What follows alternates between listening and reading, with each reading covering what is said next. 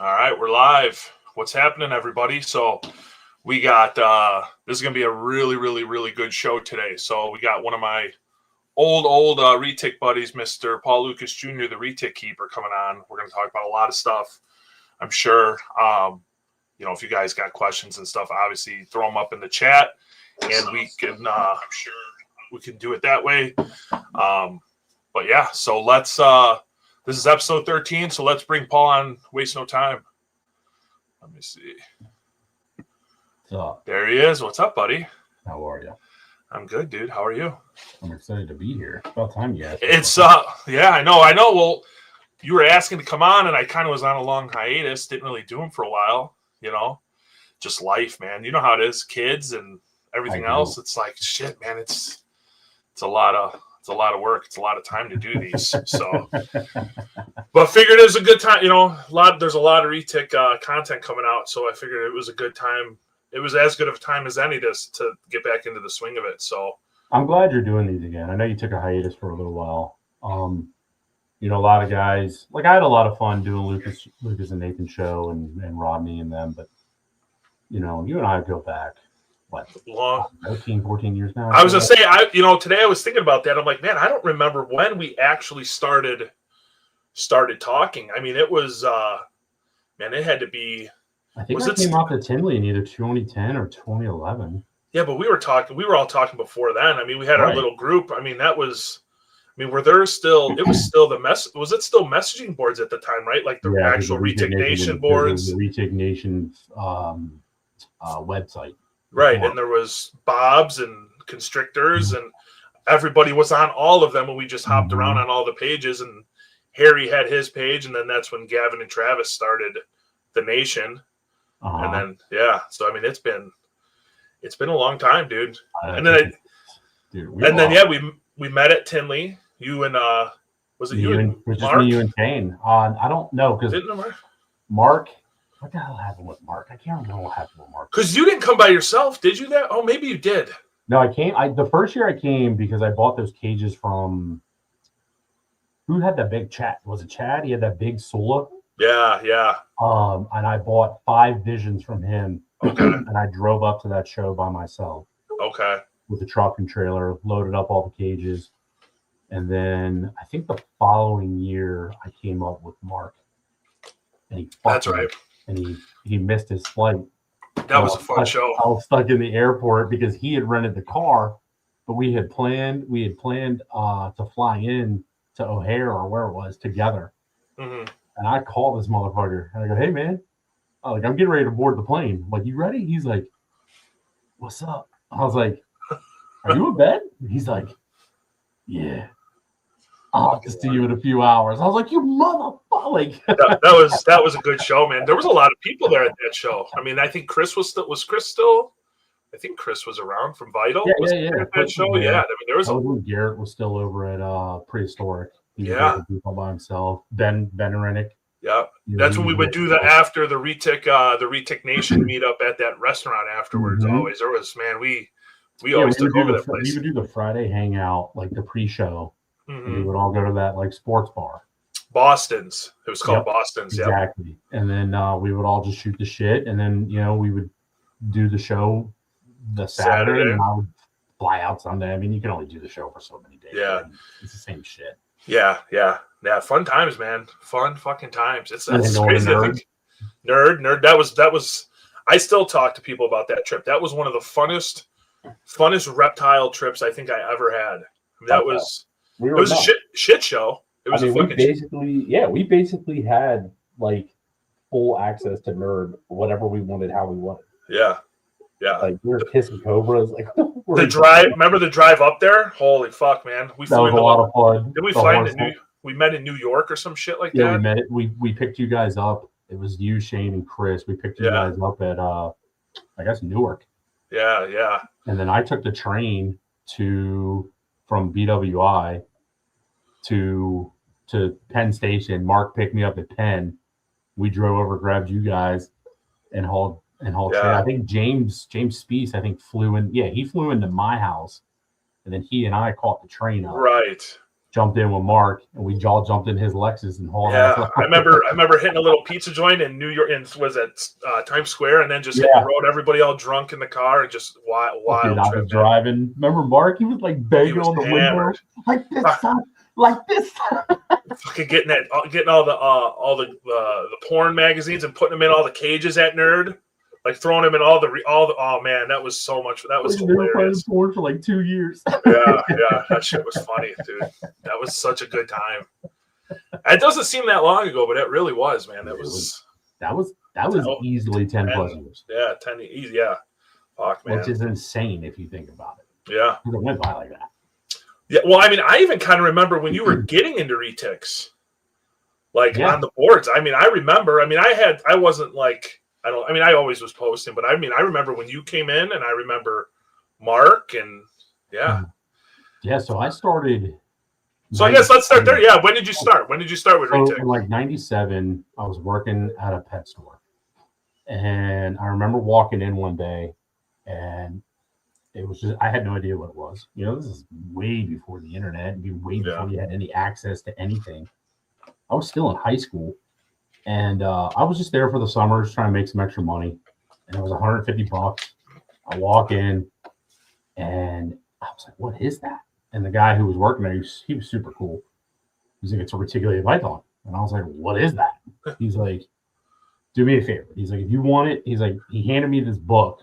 I can't remember what it was called. He's like, "Just read about it for a little bit." He's like, "If you still want it, you still want it." He's like, "It's the biggest snake in the world." And I was like, "Well," he's like, "Yeah, we just got it in." He's like, "We tested it." He's like, "It's good." He's like, "This is wild caught."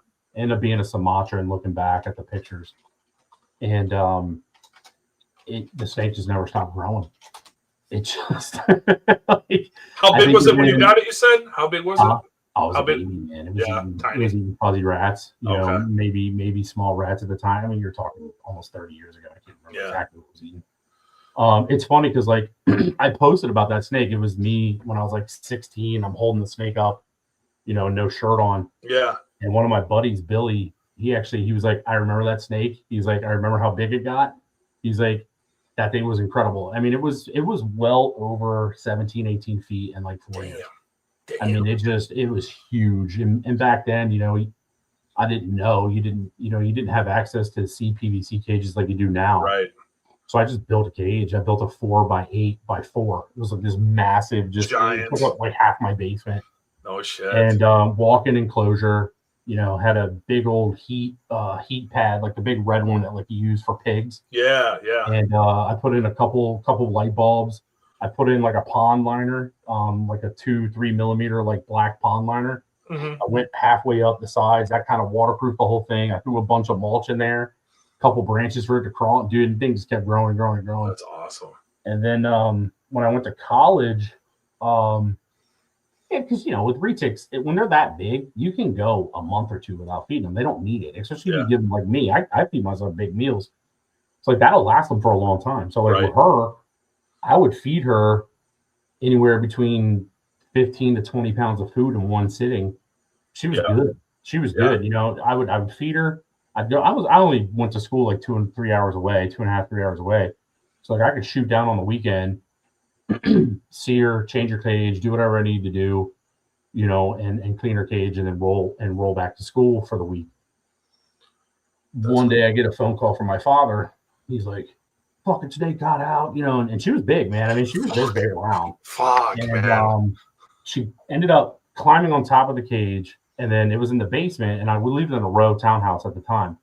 So, you know, when they build those, they build them like to support like all the way across.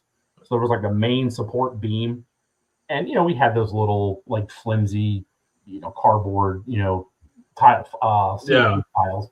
She pushed that, climbed up there. So my father was like trying to like pull her back down. This is what he told me. He could feel himself like coming off the ground. And he was like, "Fuck that." He's like, "You need to come home now." He's like, "Come get this snake."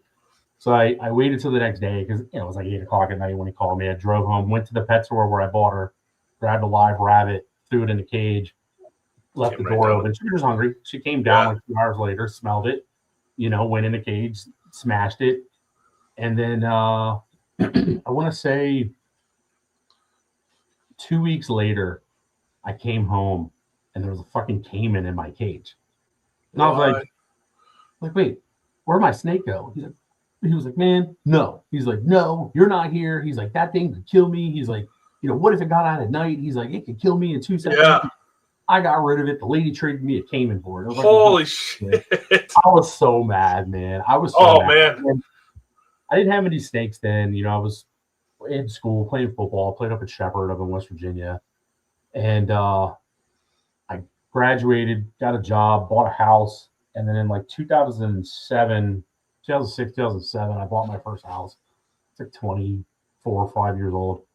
I had a massive fish tank. 225-gallon salt water. I mean, it was all, everything was timed, everything. I mean, I had thousands of dollars left in this thing. We had this really bad ice storm, I think in 2008, and it knocked the power out to the whole city for over a week. And there was nothing I could do. Generators running out of gas. You couldn't pump gas because the gas stations didn't have electricity. I literally just watched my tank just die. And it was the saddest thing ever. Like some of those fish I had for a long time, like I had a couple of those fish, the clownfish, I took them to college with me. So like they were like legit pets. Right. And it kind of just broke my heart. And then I remember I was actually on saltwaterfish.com and Andy, I think his name is Andy Garner. He started posting all these morphs. And you may remember, I was dealing with these snakes 10, 11 years prior. Yeah. And really the only thing we had access to was tigers. And I had a tiger. And wild caught shit. Like nobody was really captive breeding these things except for Bob at the time. Right. But like that's when tigers were like $1,500 a piece. I couldn't afford that. But then I started seeing fast forward to the story, and like so I started seeing him posting like albinos and all this other stuff, like genetic trip, and I was like, dude, what are all these? He's like, retics. I was like, what? And I went on King Snake and I see this beautiful white albino from Jason Gaspard. Didn't know him. Had no idea who he was. Just from Jason or from Jim? That Jason. Was probably it was Jason. It was Jason. Okay. Yeah, Jason. Okay. And this was in 2008. Okay. And this was right after. So my fish tank had died that earlier, like in January. I got rid of it. I broke it down, sold everything. So I had some money to spend. Yeah. And I was like, you know what? Like, I always loved the snakes. I want to get back into them.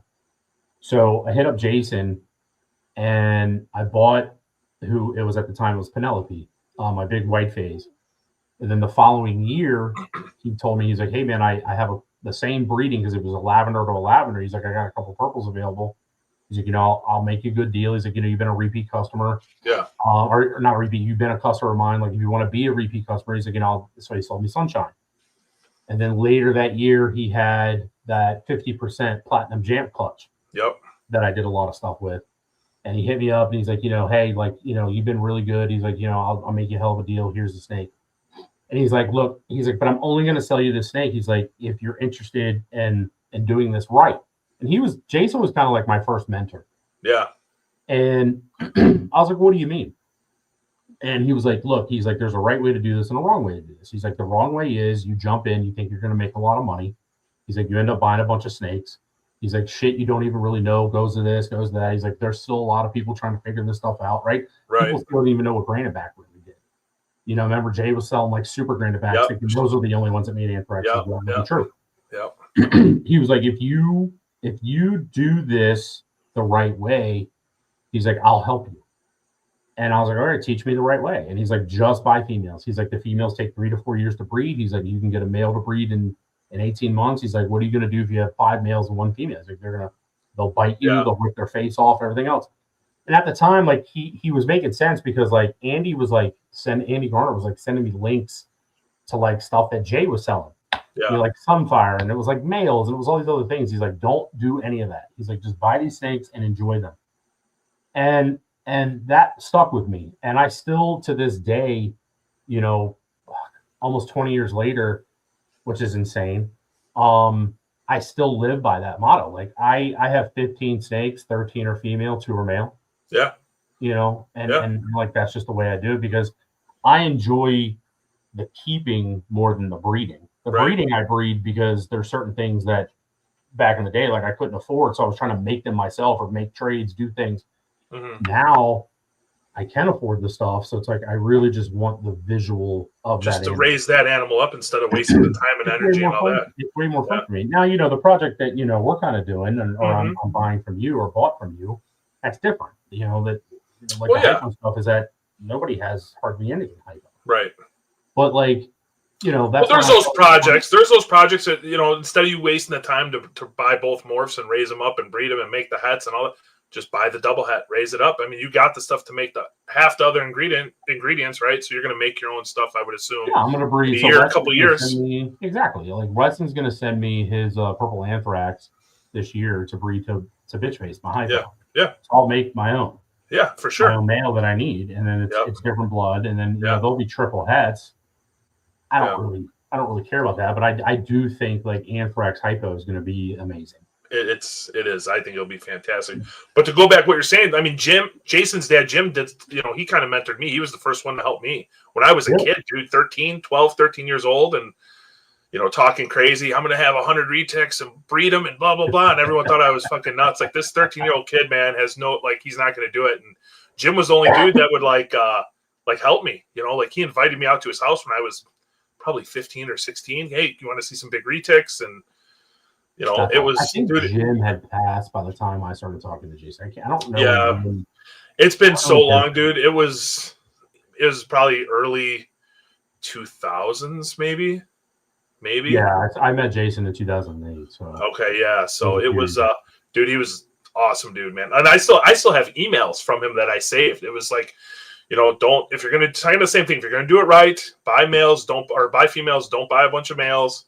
Raise them up. Don't go buy adults. He's like, you know, I see so many people that buy adults, think they're going to make money.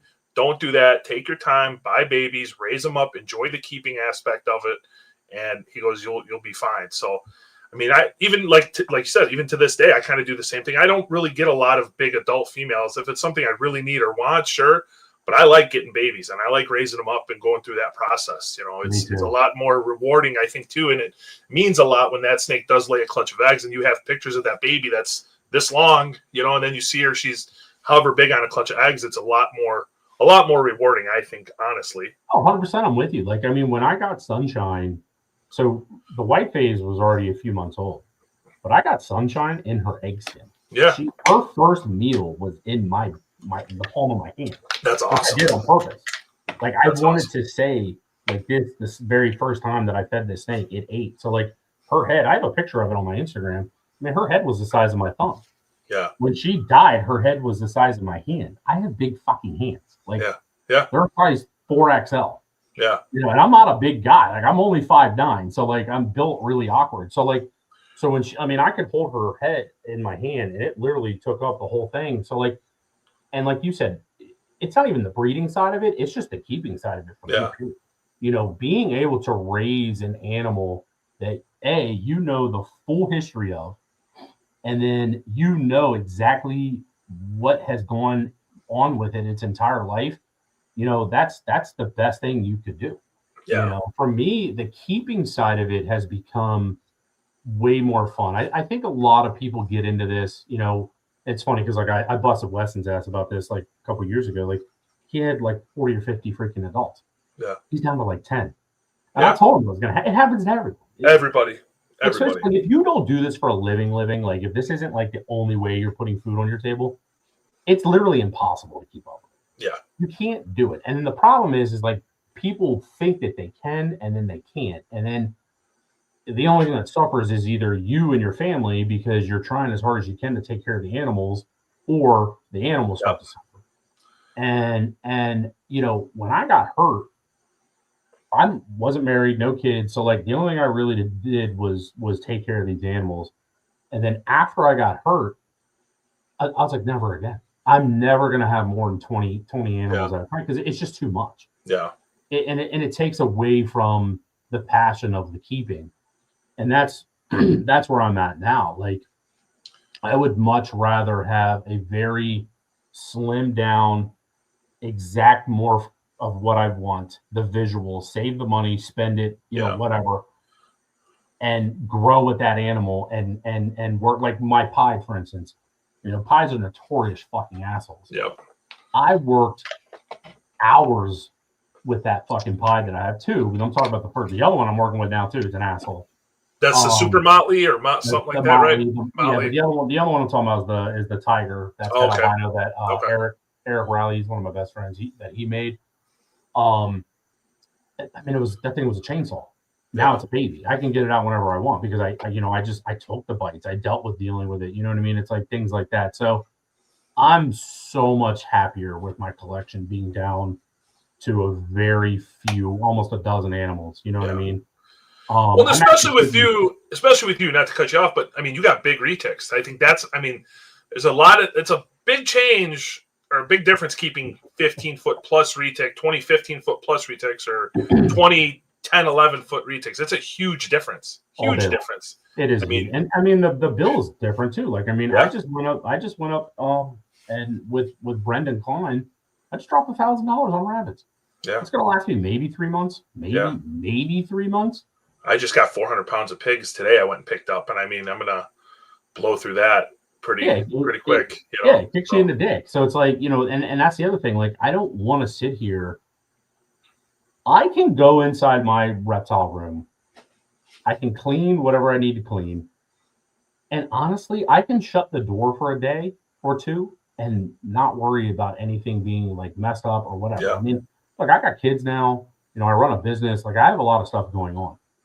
It's I don't need to be in my snake room every single day like I was before. I mean, when I was in my 20s, I would work 40, 50 hours a week, and I would come home and I would eat. I would go downstairs and I'd be in the snake room for 3-4 hours a day. Yeah. Like I was spending 20 to 30 hours a week, with the snakes.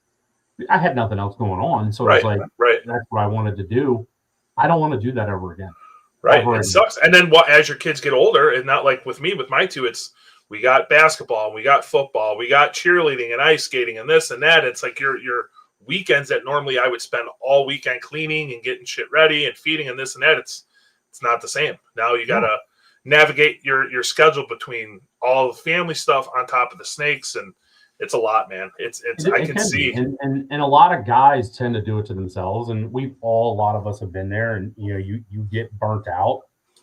And when you get burnt out, it sucks because like you really don't want to get burnt out. It just happens. Yeah. So I really think that like moving forward for me, I'm just talking just me. Yeah. I won't ever have more than 20. I don't even know if I really want 20. I would love to just keep the 15 because, like you said, I'm gonna have some big snakes coming up. Like Skittles is not little, know, and she's way bigger than my other 3-year-olds that I have. My Mochino Anthrax, I got her out. I made a video comparing her to Skittles. My GC Cal, my Marble, the Sula, Skittles, and my Purple OGS. They're all kind of like within the same range. But Skittles and Starburst, my Sula, I mean, they're 2-3 feet bigger than the others. Yeah. And they're just big snakes. But I'm getting more Sulas. I mean, I'm picking up one of those 75%ers from Weston. He is working on Pures. We'll see, if those are going to come. Fingers crossed. So like if that happens, I'm definitely going to pick up another one of those. So like, I'm going to have, almost 3 Sulas. I mean, they're all going to be 17, 18 plus feet long, no problem. And those require huge cages. You're talking 11 feet by 4 feet by 3 feet. Yeah. Now imagine having multiples. I mean, it's big retics, man, are a lot of work. People don't realize that. People don't realize how much work they really, really are. To do it right. A ton of work. It's a ton of work to do it right. And that's the thing with these animals. If you're not, I don't know when this new trend started of not feeding your snake and not allowing it to hit its full potential and thinking that's okay. It's blowing up. It seems like that's a really hot topic as of late, man. I don't understand it, I don't even know how to without telling somebody they're a straight up fucking idiot. Like, what are you talking about? Like, and then that thread that Clint posted the other day on Retic Nation and the Retic Pursuit. The mindset of some of these people, like they read 18.5% super dwarf Yeah, that's all of them got stuck on that. It's a super dwarf. It's like, no, you fucking idiots. It's 70. It's like 70% mainland. So how is that not mainland and more mainland? How is it more super dwarf than mainland? I don't understand. And like they're all like, well, it doesn't need to eat. It's a super dwarf. I'm like, what the fuck? Like, what did you just read? Like the percentages were 18.5% super dwarf. This snake is like 1/5 super dwarf. Yeah, and you know what I mean. 3/4 fucking, or two. I posted a picture. I posted a picture a while back of one of my retics with a huge meal. It's kind of had that where they're on their side, a huge fucking giant meal. Dude, so many people were freaking out. You're powder feeding and blah, blah, blah. You're going to kill your snake. Like, this is the longest snake in the world. They can handle humongous meals. And my snakes don't eat like that every week. That's the thing. That's where they get hung up. It's like right there. It's every month and a half, they get a giant fucking meal, and then they're good. There's nothing wrong with feeding your animals if you get a massive meal. No. And they think that, like, because we're feeding them a big meal, that we're going right back at it like 5 days later and doing it. No, that's the epitome of power feeding. Yeah. Like, as soon as the lump goes down, to hammer it again with a meal that big, that's power feeding. You're going to kill your fucking snake doing that. Yeah. We don't do that. I talk about this a lot with a lot of people. Like Aubrey and I, Aubrey feeds very small meals. Shane too feeds really small meals. They feed a lot more often, and it works for them, and they love it, and that's great. I don't like that. I would much rather feed a giant meal, let them shit and piss. They don't eat for a couple weeks, give their digestive systems a rest, relax. It's almost like, people with the intermittent fasting, I look at it like that. Not eating, I think, is better for them. They get that, or those stretches of not eating, right? And then you slam a big meal on them, and I don't know. You and I have always fed pretty much the same since forever. You've been very successful breeding and keeping retics. I have too. There's so many different ways to do it, but just by not feeding your snake or feeding it a little, like that guy that was feeding it a rat pup and a mouse, and it's a 4-year-old snake. That is animal abuse. It is animal without a doubt. If you bought, because we're dealing, and let's just talk strictly mainland. Yeah. You buy the biggest dog breed in the world, right? Great Dane. And you don't feed it what it requires. Well, there you go. But you don't feed it what it requires to get to the size that it's supposed to. You want to try and control its weight. That's literally physical. Like, that's animal abuse. Yeah. But what is the difference here? And then there's some idiot there. He's like, these aren't mammals. It's like, okay. In my opinion, and in my experience, these snakes will grow to a certain size. They won't, obviously, reptiles never stop growing. But that's not what I'm saying. They will get to a very, very, very maximum size where at a certain point you could feed the fucking shit out of them, and they're only going to grow maybe an inch or two a year, right? But you still need to get to that potential size. It's one of those things, like, and I'll give you a perfect example. Rodney sold me, and Rodney didn't have this snake very long, so let's not go bashing Rodney. Yeah. Rodney had a Sula that exchanged, I want to say, 7 or 8 people's hands. We talked about it on his podcast that they pulled. Yeah. I got it. She was already 5 years old. She was in a 4x2. My I remember her. Yep. Within 2 years, 2 fucking years, I have the picture proof. She went from a 4x2 to an 8x4, and she was about 8.5, 9 feet when I got her. She was 18 feet 3 inches and 161 pounds in 2 fucking years. She was big. She was a big snake. She was massive. When you got fucking animal. And that snake was how old again? How old was that snake again when you got her? When I got her, she was already 5. So think about that. Everyone, the retics are only going to grow. I hear that all the time. First 2 years, which yes, they will. But there's a prime example, right? That's 5-year-old snake that you fed it heavy, and look at the growth. It blew up. Right. It blew up. It's crazy. You know what I mean? And it's crazy. And that's the thing. Like, you can't, in my opinion, and in my experience, and I'm not saying, and this goes back to like the power feeding, like, feeding it a massive meal and then doing it again. No. But you can't feed your 0 day 1 when it hatches to when it's about 3 years old. You can't feed them enough. No. You can't feed them enough. Their metabolism and there's a right way to do it and a wrong way to do it, in my opinion. And for me personally, what I do is I use multiple animals that have less fat on them. Like I know some people will take like an ex-breeder rabbit. That's fine. I'll feed those after they lay a clutch because they haven't eaten in 6-7 months. Right. And so you try and get the fat reserves back on them, by feeding it a little bit. Or guinea pigs. Guinea pigs will put weight on a retic really fast. They're awesome. They're the best. They can be, yeah. But they shouldn't be their staple diet because they will put fat on them more than anything. So for me personally, I'll feed like Skittles, for instance. I'll feed her 2 5-pound rabbits instead of 1 10-pound rabbit. And the reason why I do that is because those rabbits are leaner. They have less fat on them, more muscle. They tend to be, a little bit, they're like their hind legs and everything. Like they tend to be a little more meaty than like chubby. So that's just for me personally. That's what I do. And I also think it's good for them to get the double brain, the double organ meat. The organs and all the nutrients like all that stuff adds up. Right. That stuff adds up. So for me personally, feeding like that, and I've had nothing but success. Had nothing but success. The only snake that I've ever had that died that was over 10 years old was Sunshine because she developed a tumor. And looking back, it probably was because I only fed her rabbits. And I only fed her lab rabbits. Like, what the fuck were they doing with these rabbits? And how old was she again? How old was she? 10? 14. 14. Okay, I figured she was up there. 14. She was 18 foot 1 inch when she died. Okay, that's crazy. We measured her before she died.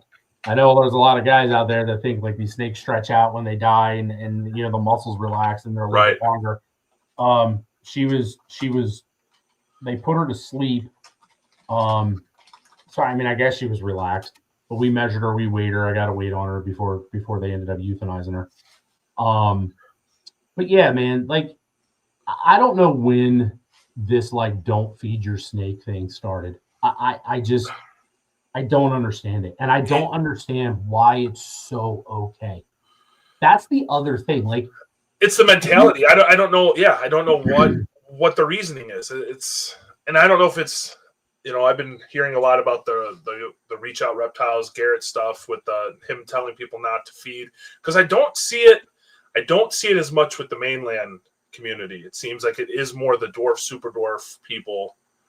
Unless I'm missing it, but it seems like it's more the dwarf, super dwarf community that's not feeding or saying it's okay to feed less and this and that, and then the mainland guys. Group of people in that community, right? Like guys or I shouldn't say guys, but people like Jen and Eric and Dax, like they'll tell you to feed your snakes. Right. But then you're right. You have guys like an ROR. I'm tired, dude. I don't blame you. That like a lot of guys will tell you they just don't feed their snake that much. Yeah. And it's like, are you keeping the lie? And there's a lot of regurgitation. People that shouldn't be talking about feeding a retic that's owned a retic for 6 months, and they're trying to give advice like, "Oh, I only feed my snake, this tiny meal every 3 months. It's fine. It's totally cool." Like that shit blows, but that drives me crazy. If you haven't been keeping for an extended amount of time, your advice is kind of. You shouldn't be giving that much advice, in my opinion. It's. I don't necessarily mind the advice. It's the fact that they're not even willing to even hear you out, right? Like, I posted Skittles the other day. Everyone in there, you're power feeding. It's like, no, I'm not. I just don't. Like, she eats literally the same as the Machino Anthrax. That's why I made that video. I pulled them both out. Yeah. She's just a big snake. Some snakes are going to get bigger than fucking other snakes. Yeah. Not every snake's going to get 18, 19, 20 feet long. Right. A lot of them are going to get 15 to 17 feet. And I talked about this with Rodney and Weston. A 15 to a 17 foot snake is not the same to to an 18, 19, 20 foot snake. It's a totally completely different animal. Just like a 10 to a 12 foot is not the same as a 13 to a 15. Right. Like it becomes, because they get so much bigger, right? Like their girth starts head size, everything. It's insane, the difference. It doesn't sound like a lot, like you said, a 12 to a 14 foot retic. It doesn't sound a huge jump, but it really is. It's a lot more snake. It's crazy. Like I have a picture on my Facebook page. The bottom scales of that big Sula that I had were the size of a quarter. Yeah. People don't understand what that means. Like when your snake is born, they're the size of a pencil tip. Yeah. Like, so for one scale to be that fucking big, start lining them the fuck up. How Yeah. big do you think that snake's going to be? Yeah. So, like, your snakes, they need to eat. And I think the misinformation that, guys at ROR and other things put out there to keep the lie alive, it's fucked up, man. Because now it's become a situation where people literally attack you when you post your snakes. I do it for fun now. I troll these motherfuckers. Yeah. It's like, all right, man, let's go. Like, you guys want to come for us? Fine. You can keep it. And I'm not saying I know everything. And I've stated this 100 times. I am by far not a know-it-all. I don't know everything about these animals. Guys like Rodney and other dudes that when they get into this locale stuff, I shut the fuck up because I don't know what I'm talking about. Right. I mean, because the locality stuff was not mine. It's a whole new world now. I mean, there's so much that like you said, when we were doing it, the locality stuff was we took it for granted. Yeah, we did. I mean, I was always a Sula guy. That's all I focused. I mean, I loved my jams. I had my jams and stuff, but Sula was always, I'm like, this is the best snake ever, blah, blah, blah. But beyond that, I could give two shits about everything else. Like, I just didn't care. Because this was, prior to the ban, and we never thought these snakes were going to get banned from importation. Right. We always thought we're going to be able to just, make a phone call, get Michael Cole or whatever his name was down in Florida, bring some snakes in for everyone, and we could do what we needed to do. We never thought that we were going to lose this ability to bring these snakes in. Yeah. And now we've lost that ability. Well, a lot of stuff like this wild caught blood is going to be worth its weight in gold in this industry.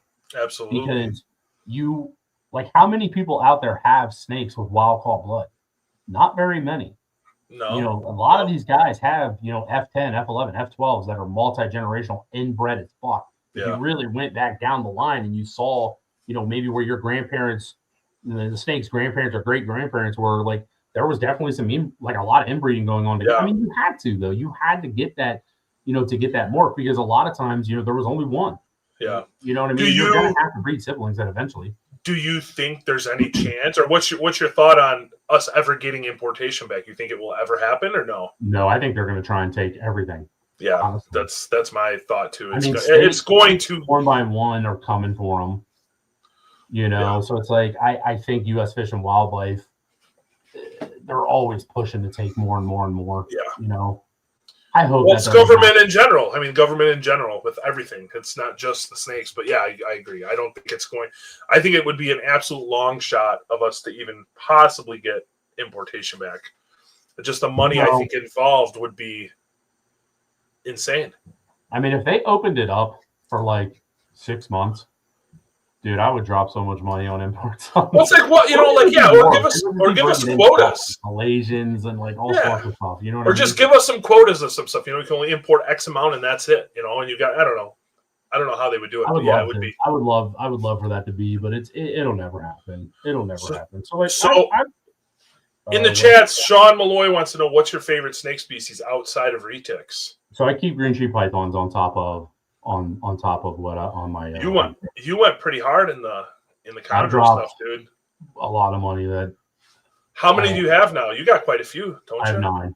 Oh, okay. I spent a lot of money with Bill Stiegel, Phoenix Reptiles. Bought one from Trap. MJ. MJ. He was really cool to deal with. Got one from Garrick, House of Blue. Got one from Space City. That's the one that's like it turned black and now it's turning green and black. Oh shit! It went from like the thing with green trees is what I learned. They're actually very easy to keep. Yeah. If you have to pay attention to them, like it's kind of from what I've heard is it's kind of like once you get them set up, it's easy. Like once you get all their temperatures and humidity and all that set up, they're super easy. I heard 84.5%, no hotspot. Just ambient temperature, high humidity, and they need to feel secure. And I have a long-term captive Biok. I bought him. I thought it was a female. When I got it, it was in rough shape. It's actually in my garage because I'm worried it has Nitto. Fuck. When it came in, I mean, it was literally the cage. The bag was just covered in mites. Awesome. I hit the guy up. It was on the book market. I was like, dude, what the fuck? He's like, we don't have mites. I go, yeah, dickhead. I go look at the back. I mean, it looked like somebody sprinkled pepper on. Like I hammered him. I was like, dude. I was like, send me back at least have my money. He's like, well, send me back the snake. I was like, no, you're going to just kill it. I'll just keep it. It's a cool, dope snake. It's actually super fucking friendly. And what is it, like, a biak? And like, I got rid of the mites within, 6 weeks, and it's living in a focus cube habitat, and it does everything it needs to do, and it's an awesome snake. You said it's a biak? Biak or biak? I don't know. Yeah. Biak. That's cool. Yeah, it's a cool snake. And then the other one I got from Space City, that's the one that started out red, and it literally turned as black as my shirt. It was weird. It was like, and the thing with green trees is a lot of people think like when they shed, they'll be a different color. It's not what happens at all. When they shed, they go like they slowly start to change throughout that entire 6-week process of the next shed cycle. Like I can open up, like I remember the one that I got from Bill. It literally went from red to orange to like a yellow green. And then like 2 weeks after it went yellow green, it went fucking green. Jeez. Like that. And it was in between a shed cycle. I have the pictures on it's converted _ chondros is my new Instagram on it. I don't really post that much on it. They're cool. I like looking at them. There's some crazy. I follow Bill on Instagram. He's probably my favorite.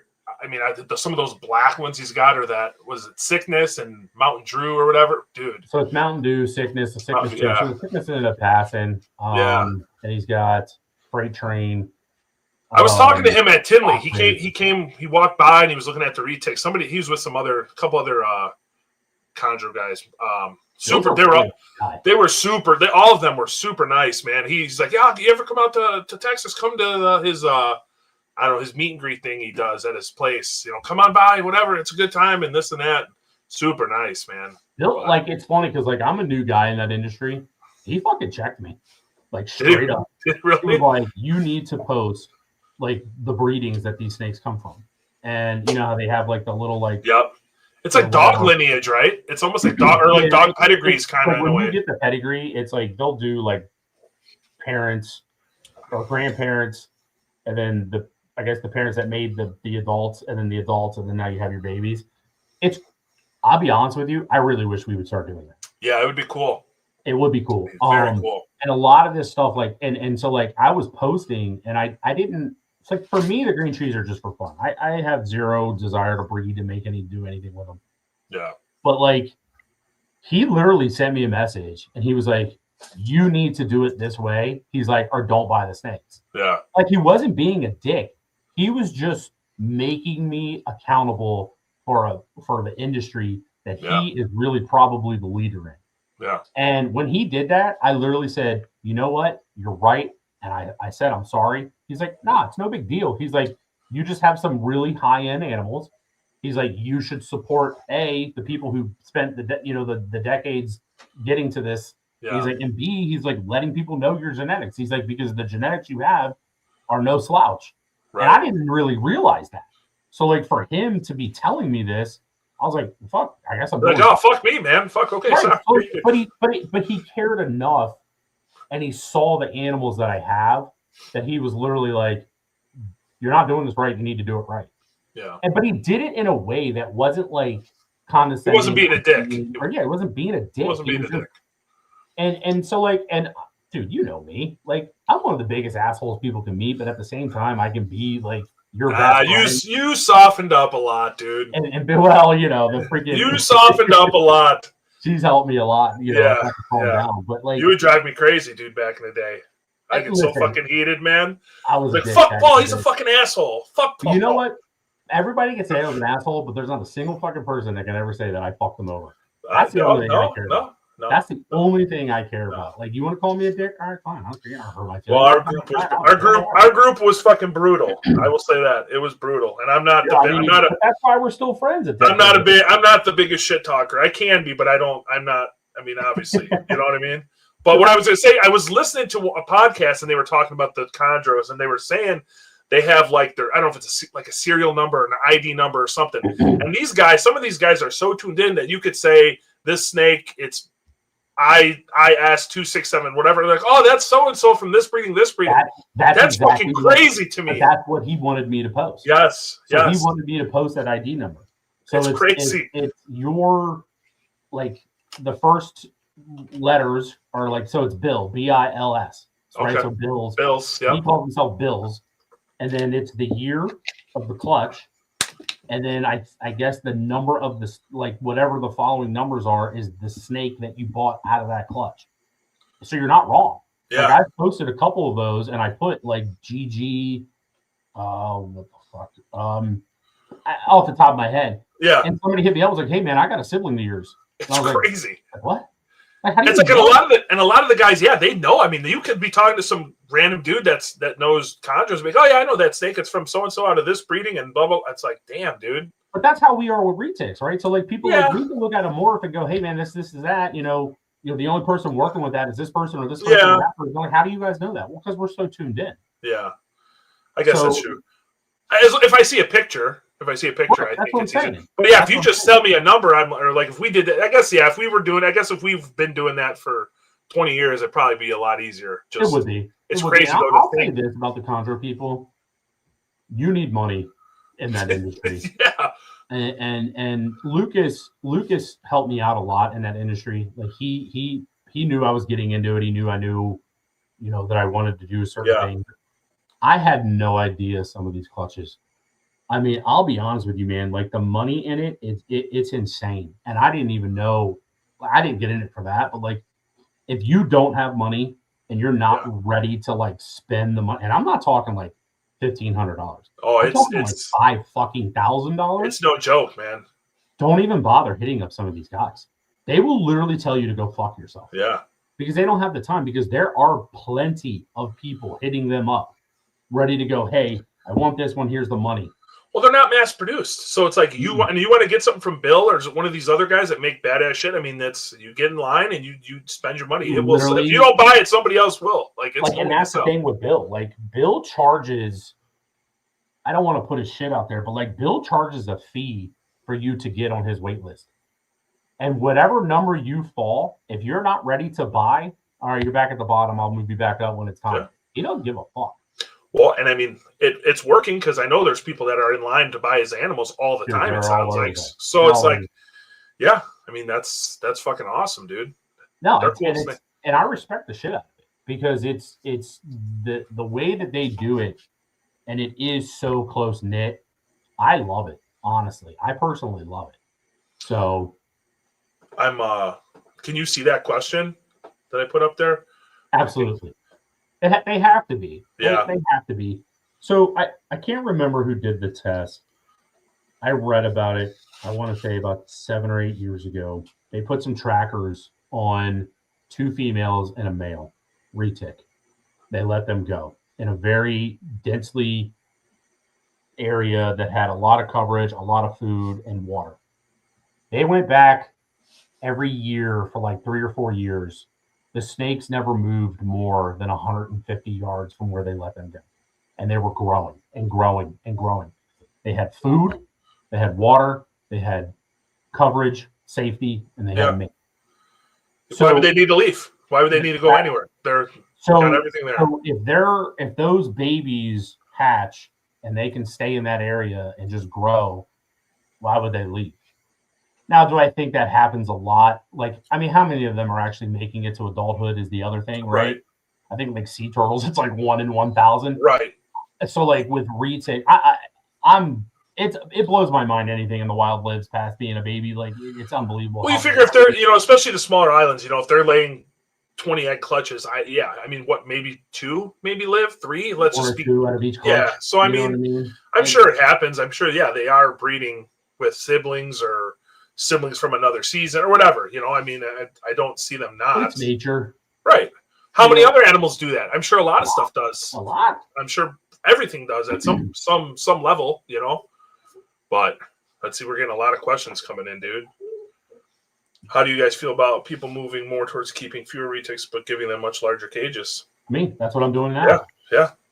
That's what I'm doing now. Like my bigger stuff is gonna go in 10, 11 foot long cages that are 4 feet deep and 3 feet tall. Nemo, relax. He's just a puppy. You can hear him. Yeah, he wants to play. But that that for me, that's the big thing. Now, I will always keep on paper, and I'll tell you why.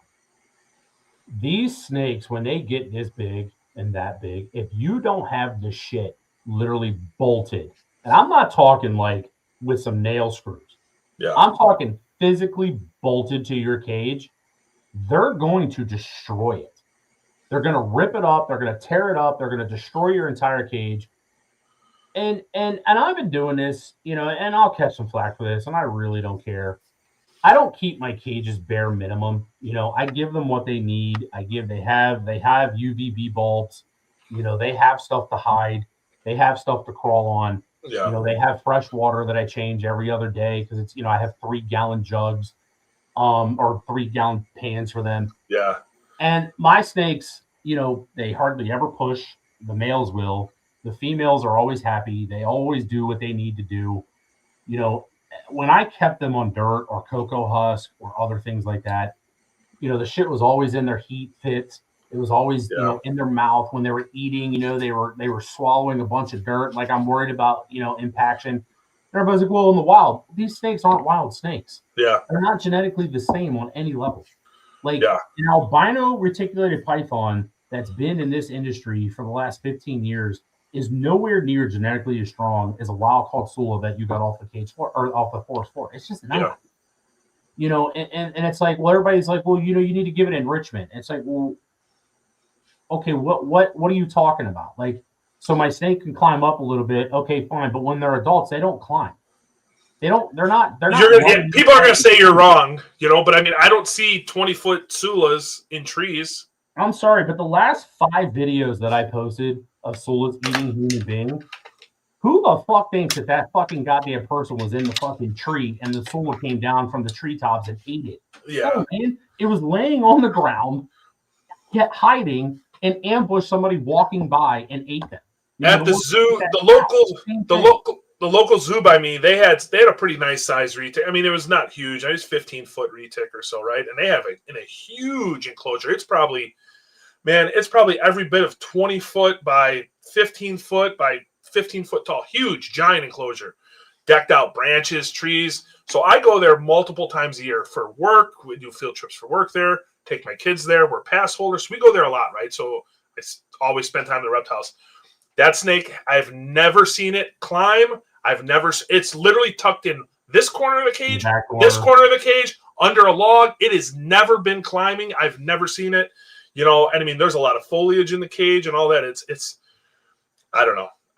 Under 10, 11 feet, they're not in the trees. Yeah, they might be in the trees and their babies hiding, and they might be up in the canopies and they're a little bit old, a little bit.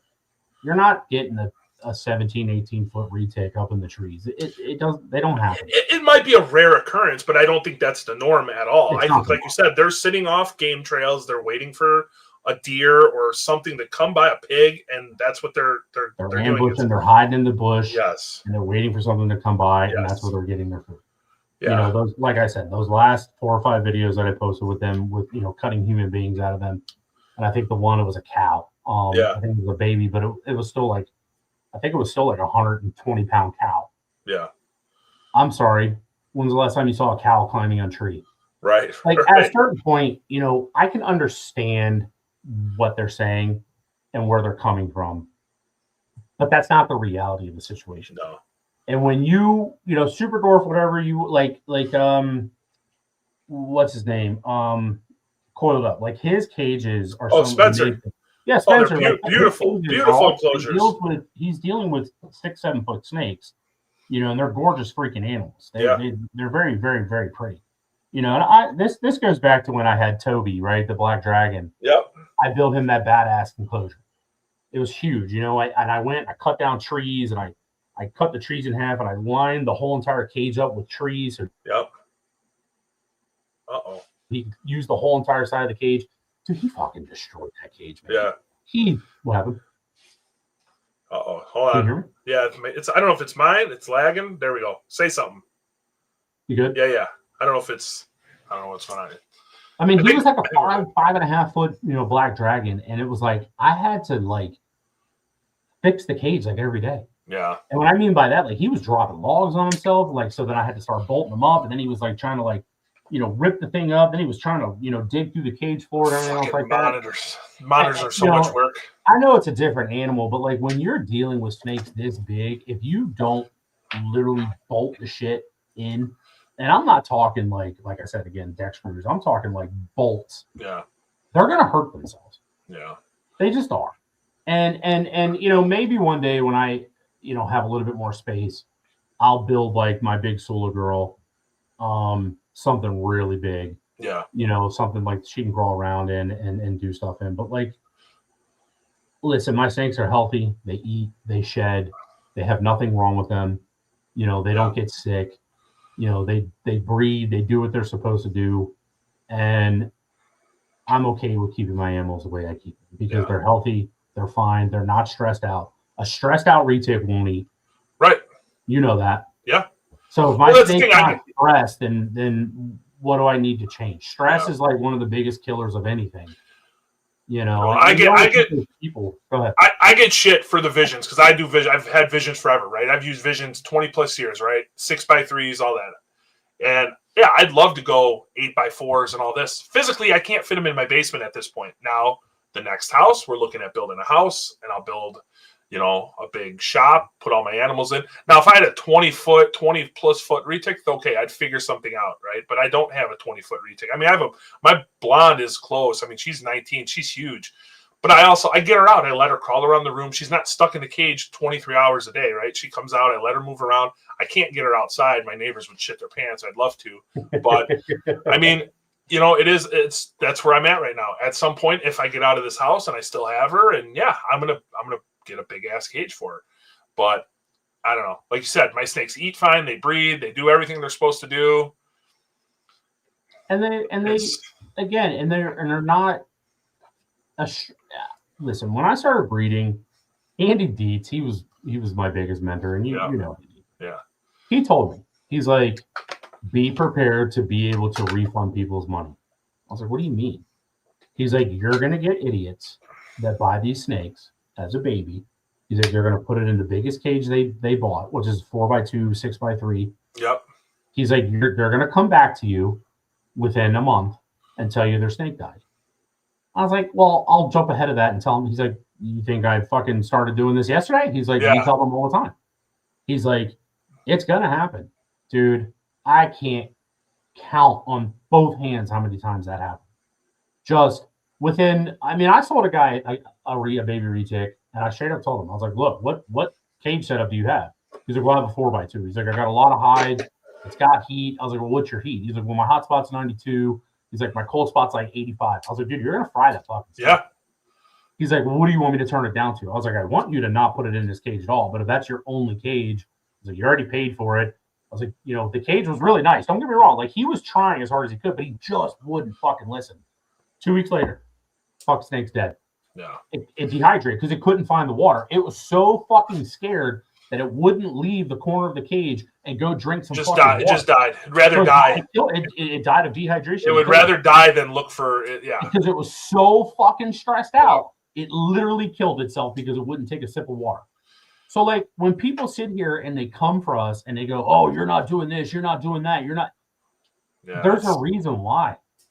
There's a reason fucking why, man. And it's because it works.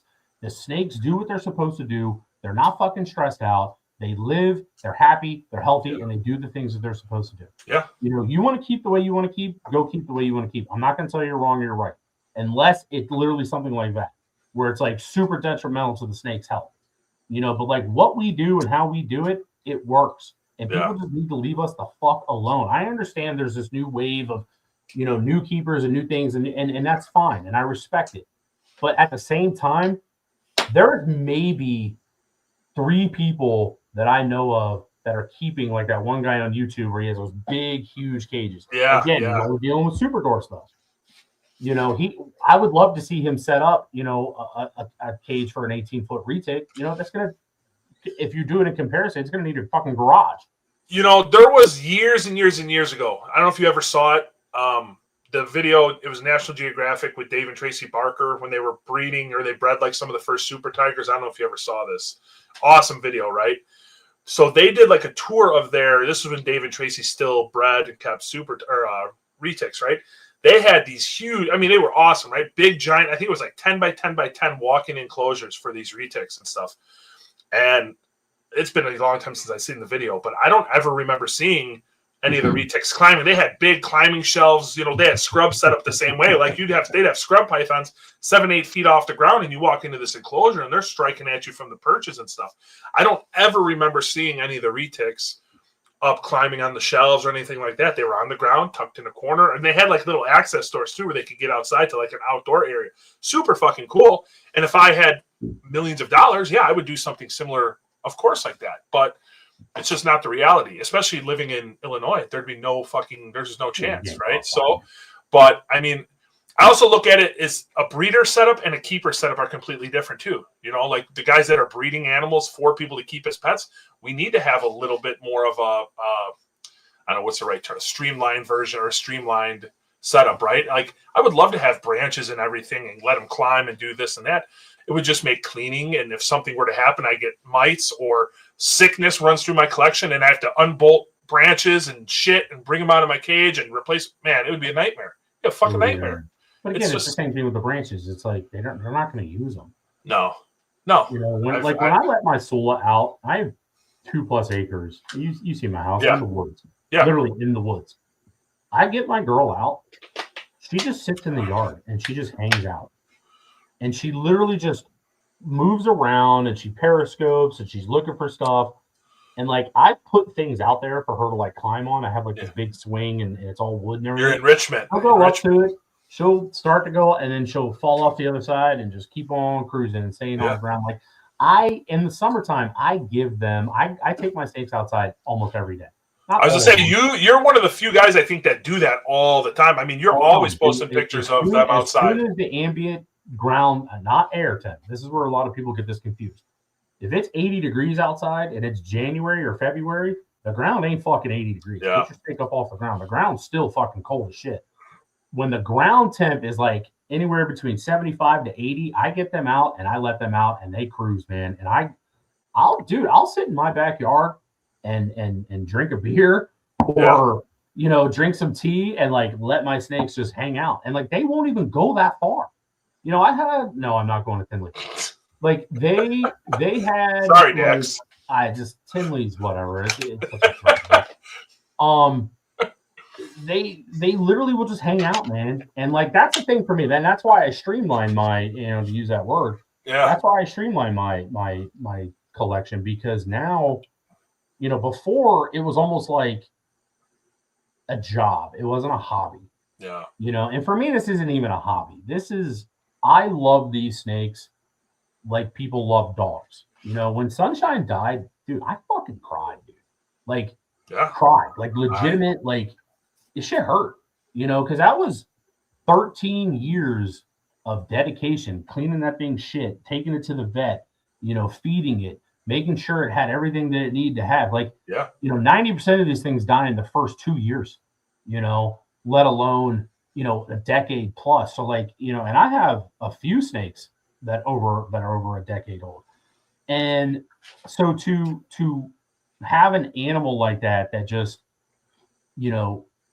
just the way she died, it just sucked, man, because like she was such a big, beautiful animal that I did. She was awesome. Dude, I would take her to the shows, like, and I would get her out. People would take pictures with her.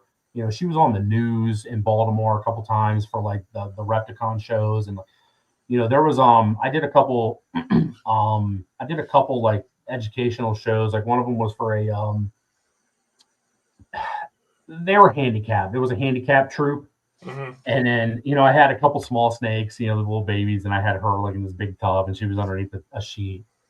And I remember when I got her out, I was in this gymnasium and all the parents like, took like 3 steps back. Freaking out. And all the kids were like, that's awesome. They started like walking. And I was like, look, she's super friendly. Like, I would never put your kids in harm. And like, I had the kids holding her and like petting her. I can't hear you. Like, hold on. Oh. Can you guys still hear Paul? I can't hear shit. Can you hear me, Paul? I can hear you fine. I don't know what happened. I can't hear you at all. What the fuck? Anybody in the chat? Can you guys still hear Paul? Can you guys hear me? Uh-oh, give me a second. Oh, I froze. What the fuck? I'm not very tech savvy, Paul. Paul, let me try. I'm gonna boot you out real quick and bring you right back in. Let me see if that fixes it. All right, let's see if Paul comes back in real quick. I don't know what happened on my end or what. It was good, and then it just went off. Let me shoot him a quick message and use that same link again. Sorry, guys. Good conversation and shit's out.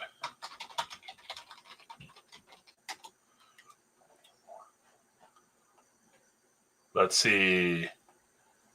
There? Can you hear me? I don't know. I still can't hear you. What the fuck is going on? Maybe it's my Hold on. Maybe my headphones died. Hold on 1 second. Everybody says they can hear me, so fuck you. Say something, Paul. Can you hear me? I don't know what the fuck happened. They said they can hear me. Shit. I don't know what happened, guys. Can you hear me? What the fuck? Can you hear me? Can you hear me? Can you hear me? Let's see. God damn it, dude. Beautiful. Hear me. There you go. You unmuted my mic. Nothing, dude. Not a thing. I hear nothing whatsoever.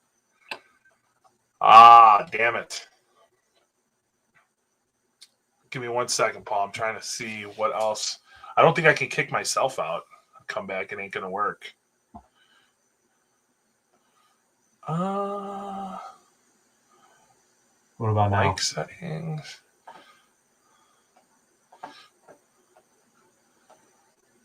Here, Paul, you can answer this while I'm trying to figure this out. She ended up developing a tumor. She ended up stopped. She wasn't eating anymore. I got it. Okay, you got it. Yeah. And I couldn't figure it out. I thought maybe she wanted to breed, but she wouldn't eat at all. And then I noticed a very rapid weight loss, and then her side kind of like building up. That's not good. So I took her down to Dr. Stahl. It's called Sieves down in Virginia, and ran a battery of tests. Gave her an X-ray, and they saw it, and they biopsied it. I don't know how they do that, and they told me it was cancerous. And I guess everything had kind of already set in. I mean, she was not eating; she was losing weight. Keep talking, Paul. I'm going to use the bathroom real quick. That's fine. I very easily could have just let her come home and starve to death. And I was like, nah, let's just go ahead and euthanize her. So I actually have you guys up on my phone. I'm going to go look at some of the questions you guys are posting. The governor. That's funny.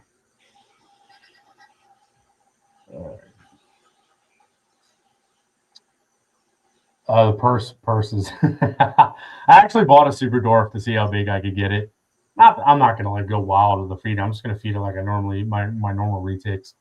So I picked up a 100% Kalatoa from Sean McMillan. So that'll be fun. 17 people. All right, I'm back. Anybody else ask any question? I had all these questions, man. We just started talking and just fuck. Bring them up. We're an hour in. What? Let's see. What's? I'm trying to find a good one for you. What? Oh, this is a good one. What do you think separates a good Retic Keeper from an elite Retic Keeper? Good from elite. Yeah. It's a tough one. I only think there's a few guys out there that are like elite. I don't care enough because it's just these for me are pets. Yeah. And this is no slight at you, but like guys like Shane, Eric, guys that like really took something that they really believed in and spent basically their entire keeping years honing that in. You know, and now it's like when Shane makes a Purple Sunfire or an OGS, we all know it's from him. Yeah. You know, Eric has some of the highest percentage super dwarf double recessives and recessives out there. And that takes years. That takes almost a lifetime of keeping to get to that point. I think that besides a very small few, I think there's a ton of incredible keepers out there. You're one of them. Oh, thanks, buddy. You know, that's why we're friends. I mean, I think I'm up there. You know, Aubrey. You know, Dax. He's been, you know, busting his nuts lately. Who else? I mean, you've got Eric Rowley, Smoky Mountain. You've got, you know, AM Aaron Monahan. Like he's doing really good things. There's a lot of really good guys. There's a Leon's lot doing a really good thing. You know, Leon kind of came out of nowhere, but he's doing it right. You know, there's a lot of guys that, you know, you've seen them. We've both seen them. Yeah, there's a lot of good.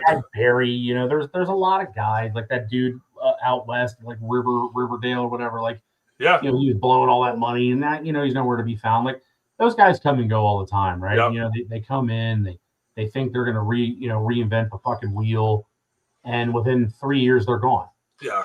Because you have to love these animals to work with these animals. Like you're not gonna go buy the biggest snake in the world and think that like, you know, you're gonna feed it and like it's the poop's just magically gonna disappear. Yeah. You know, when they're 15 feet long, they shit the size of a fucking horse. It's not the size of a dog. It's the size of a horse. It sucks. I was talking to somebody. I'm like, man, when my big retics pissed, they drink one of them big, the 3 gallon like you got. Man, I have to shop vac my cages out, and it's like I mean, you're climbing in. You know, my bottom visions. I have to get on my stomach and climb in there, right, and clean these cages. You're not going to do that if you don't love these animals. You're not going to be, I mean, smelling like snake piss and fucking shit all over you. You're not going to do that. The smell is god awful, dude. Yeah, it's terrible. I don't care who you are. Everybody has a smell to it. Yeah. It's I mean, you walk into a fucking zoo and you smell it, right? So it's like, you know, and they're world-class facilities. So it's like, I don't care who you are. I mean, your animals are going to stink.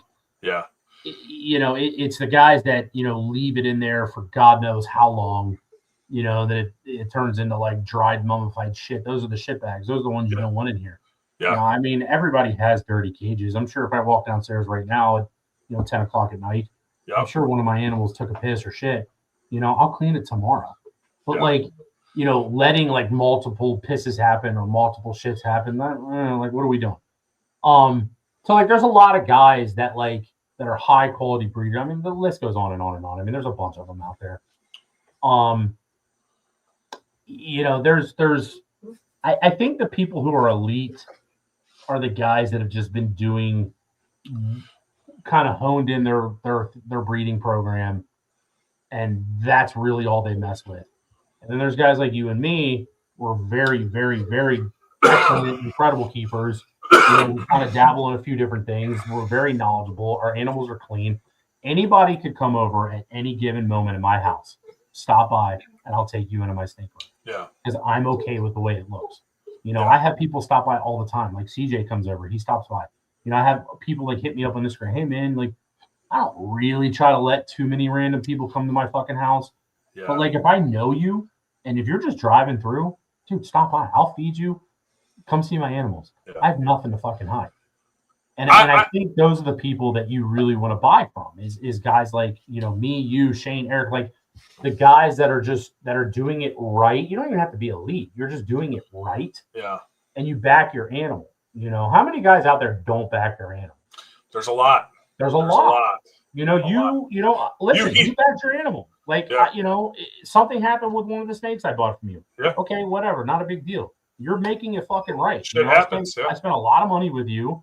And you're making it right. And like a lot of guys out there. And dude, it's been months since you sold me that fucking snake. Yeah, that was over the summer, I think, right? With it, huh? I said that was like over the summer, I think, wasn't that? I think is when you bought that snake. I think it was late summer when you bought it. Late summer, yeah. Yeah, you know, and like, you know, you didn't even question it. You know, you were like, okay, I'm on vacation right now. When I get home, let me see what I got. and we'll make this right. And you're Yeah. fucking making it right. And there's a lot of guys out there that would never fucking do that. They would tell you to go fuck yourself. Yeah. You know, I've had to do that. I've had to make a couple things right. I've had to send out multiple snakes. Like, you know, things happen. And unless it's like just straight up neglect, you should make it right. You know, and things happen in this industry, you know, like I'm dealing with it now with, you know, I hit up Brandon the other day, like, and maybe you know, I'm not even saying No. Shh. but he's gonna make it right. Yeah. Let's just say that, like, he's making it right. So, you know, it's one of those things that, like, if you make it right, you're breeding right, you know, you're not hiding, you know, you're like, the thing I want to tell people that who are getting into this industry, or even this, for me, it's a passion. Like, these animals are my pets first and foremost, right? Like, I don't ever have to breed ever again, and I'll keep these snakes. The breeding is a bonus. Yeah. You know, I bred one clutch this year, the hypo. Why? Because she fell in my lap. She's a fucking asshole, and I want a very calm, tame female hypo, right? Like, And she's one of the prettiest hypos out there. she's like, by far. beautiful, but like her attitude is it backs it up. She's defensive. She's not angry. Like, it's funny. Like, Weston's one of my best friends, and I called him on WhatsApp. I was like, hey, just in case you have Bess's phone number, like, let's watch her, you know, with me. And like, I got her out, and like, I was changing her. Like, I had to clean her entire cage, and I think I missed some of the so I had her on Cocoa Husk for the laying of the eggs. I think I missed some of it. She won't eat. You know, her eggs are due to hatch in like 5 weeks. So like, damn, already? Yeah, that went fast, dude. Holy shit! They hatch end of March. So like, I think it's like the last week of March they hatch. So like, you're talking, you know, what? There's 2 weeks left in this month. So yeah, like 5 weeks. Yeah, holy cow. She hasn't eaten. She hasn't eaten since last summer. We're going into March. So like, I was like, man, like, I was trying to figure out what was going on with her. So I had to pull her out and completely change her entire everything. Like, you know, I think I missed some. So like, what I did was, like, some of the, like, you know, my cages are big. So like, the cage she's in is an 8x3. Yeah. I just took where she was laying, because she didn't move for 3 months. I just took the Cocoa Husk that was kind of like in like where she kind of like indented it in or bolted in. Yeah. I figured the outside stuff, because she didn't poop. You know, she peed a couple times, but like nothing crazy. I just figured if I just cleaned out that middle, that Cocoa Husk shit is expensive. And you're doing 10 cages, shit adds up. Yeah. That'd be good. So I pulled that out, replaced it, mixed it up, sprayed it down with water. I think there was. She still had egg smell in there. I think there was enough of the egg smell on the remaining Cocoa Husk, so I had to pull her completely out. You know, I mean, 100% replaced everything, sprayed everything down with F10, and then went behind it with some bleach, and well, I got some rabbits for frosting. We'll see if she eats tomorrow. Yeah.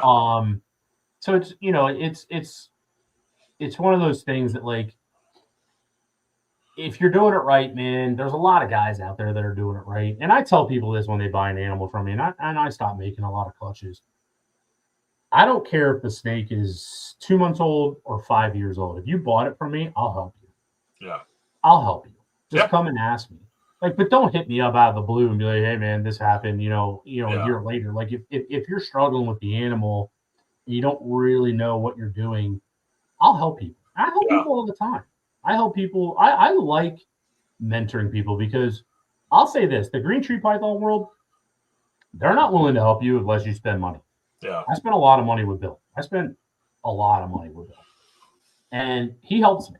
If I have any questions, he'll hit me up and help me. Now, prior to that, he didn't want anything to do with me. Which I get. I mean, I understand. Yeah. I mean, your time is money too. And if people aren't 100%. Buying from you, it's hard. How do you, I mean, I could talk retics all day, right? I mean, I talk to Leon every fucking day, right? I mean, me and him were friends because of the whole Tim fiasco, right? And he's like, man, he goes, he's like, dude, you're not at all what Tim made you sound. I'm like, dude, I'm not an asshole, dude. Like, talk to me. You know what I mean? And like, dude, we've talked every day, I think, since, every day we talk. So, and he's doing great.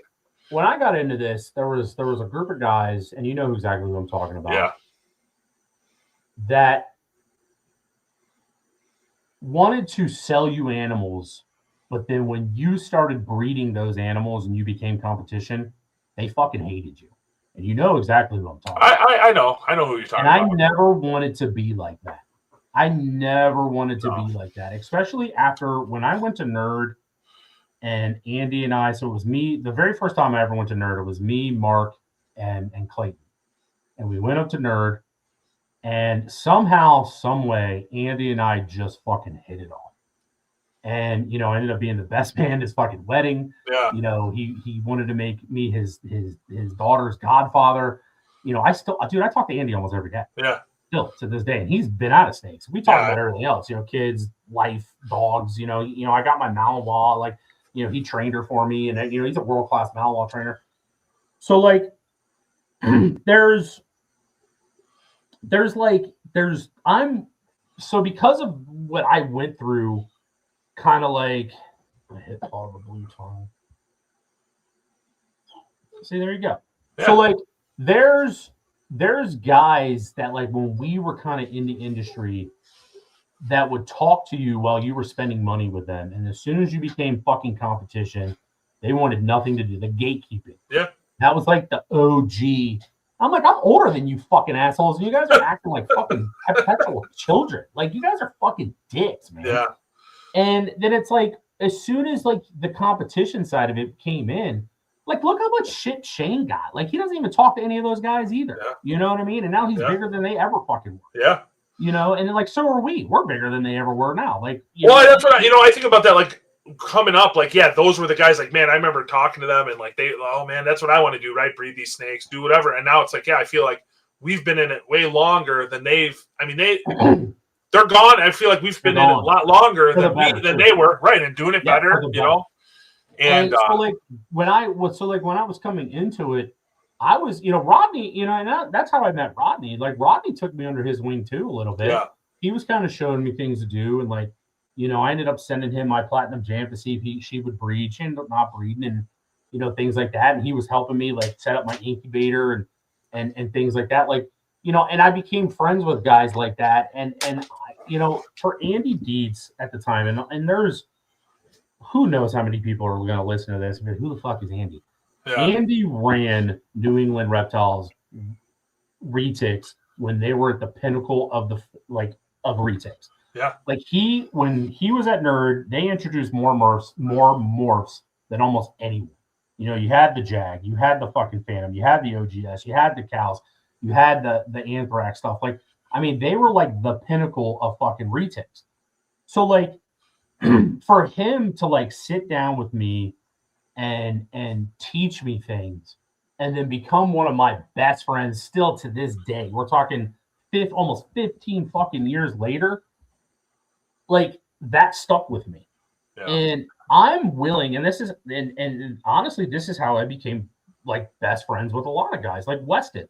Weston bought a couple snakes for me. And then I mentored him, and I helped him, and I taught him things. And like, he sat there and he listened. And then, I had a couple questions about dogs, and he would help me because he used to breed dogs. And it developed this beautiful friendship. Right. Like, it's not that I'm looking for more friends, because God knows I don't need any more friends. But like, it happens. Yeah, it does happen. But like, the gatekeeping, it's got to stop. And I think guys like me and you and other guys are willing to help out the new people, right? Like, and they don't even have to be a new person. They could be keeping for the longest time, and they still have questions. Like, I still like Aaron. Aaron and I talk. We shoot the shit. Like, I bounce things off him. He bounces things off me. Eric, same thing. I mean, I get messages daily, from random people asking questions. And I right, time is valuable, right? But I try to respond to every single person I can. And, I might not be able to write giant paragraphs of everything, but I mean, I'm willing to help anybody that's willing to listen. I just get mad. I just get mad when on the way. Like, I've got a wife. I run a business. I've got dogs. I got snakes. I have my own fucking life. So like, I just get here, and this is what I tell people. Like, if I'm gonna like mentor them, or if I'm gonna help them in any way, shape, or form, I tell them this: if you're gonna come to me and you're gonna hit me up, please do. By all means, do. I'm not telling you not to. Just don't do it to 5 other people and then take the 5. I'm not saying what I do is the only way, but I'm saying what I do has worked for me. So I'm going to tell you what I have done. Now, if you start applying what 5 people do, you might run into some issues because Yep. I don't run ambient heat. Every single cage I have is individually heated with a radiant heat panel. They're all set to different temperatures because I have some cages up high, some cages down low, some in the middle. You know, I keep my males cooler than my females all year round because you never know when a female is going to want to breed. You know, hot sperm is dead sperm. So there's different things. Some people use ambient temperature and they heat up their whole room. Well, if I'm doing something this way, the way that I do it, and then you go talk to somebody how they do it, it's going to be two totally different things. You can't apply both because you can't run ambient temperatures and have hot spots. You can't do that. Yeah. So, like, there's nothing wrong with contacting multiple people to try and get, you know, where you want to go. The problem is that when you're doing it to like 3 or 4 different people and you're starting to apply all 4 of those, and then you hit them back, well, so-and-so told me to do this. Well, then stop talking to me. Yes. Like, just sit there and if you're, especially if you reach out to somebody, just listen to what they say and at least give it a chance. If it doesn't work, okay, fine, go to somebody else. I'm not saying what I do works 100% of the time. It just works for me. So I'm going to tell you what I do and what I've experienced from what I've done, and then we go from there. Like, I'll give you a perfect example. Like Aaron. Like, Aaron hit me up. He's been breeding. He sends me a picture. He's like, that's an ovulation. I was like, no, it's not. He's like, what do you mean? I was like, it's not. I was like, it's a follicle build. I was like, throw your mail in. Then 20 minutes, they're locked up. And it's not that, like, I'm sitting here trying to, like, brag and pat myself on the back on that. It's just that, like, he thought that was an ovulation. Now, if I didn't say anything, or if like he didn't reach out to me, he would have missed his female. Yeah. Then he would have been like, "Fuck, damn it." And then it's like, wait, how did I miss my female? I thought like he would have been sitting there looking at his clock, going, "Wait, it's 21 days. She should shed. Nothing's happening. Yep. Wait, well now we're at 55. Why isn't she laying eggs? Well, she never got gravid. Yeah. So like, it's like when I'm willing to like help you out and do those things, it's not like me being like, oh yeah, like this is a stroke on my fucking ego. It's not. I use Mike Wilbanks. They're expensive, but they work. They're the best in the industry by far. The vivariums are okay. Pro, fuck that guy 1,000 times over. He's the biggest fucking asshole. He's a douche, I've heard, right? Fucking ass to deal with in the fucking world. He thinks he's smarter than everyone else in the world, and honestly, I can't stand him. Anyway, I've heard that. I mean, vivarium works. I'm not saying they don't work. I'm just saying, like, the Mike Wilbanks ones are by far just a superior product to everyone. They're metal. They're not plastic.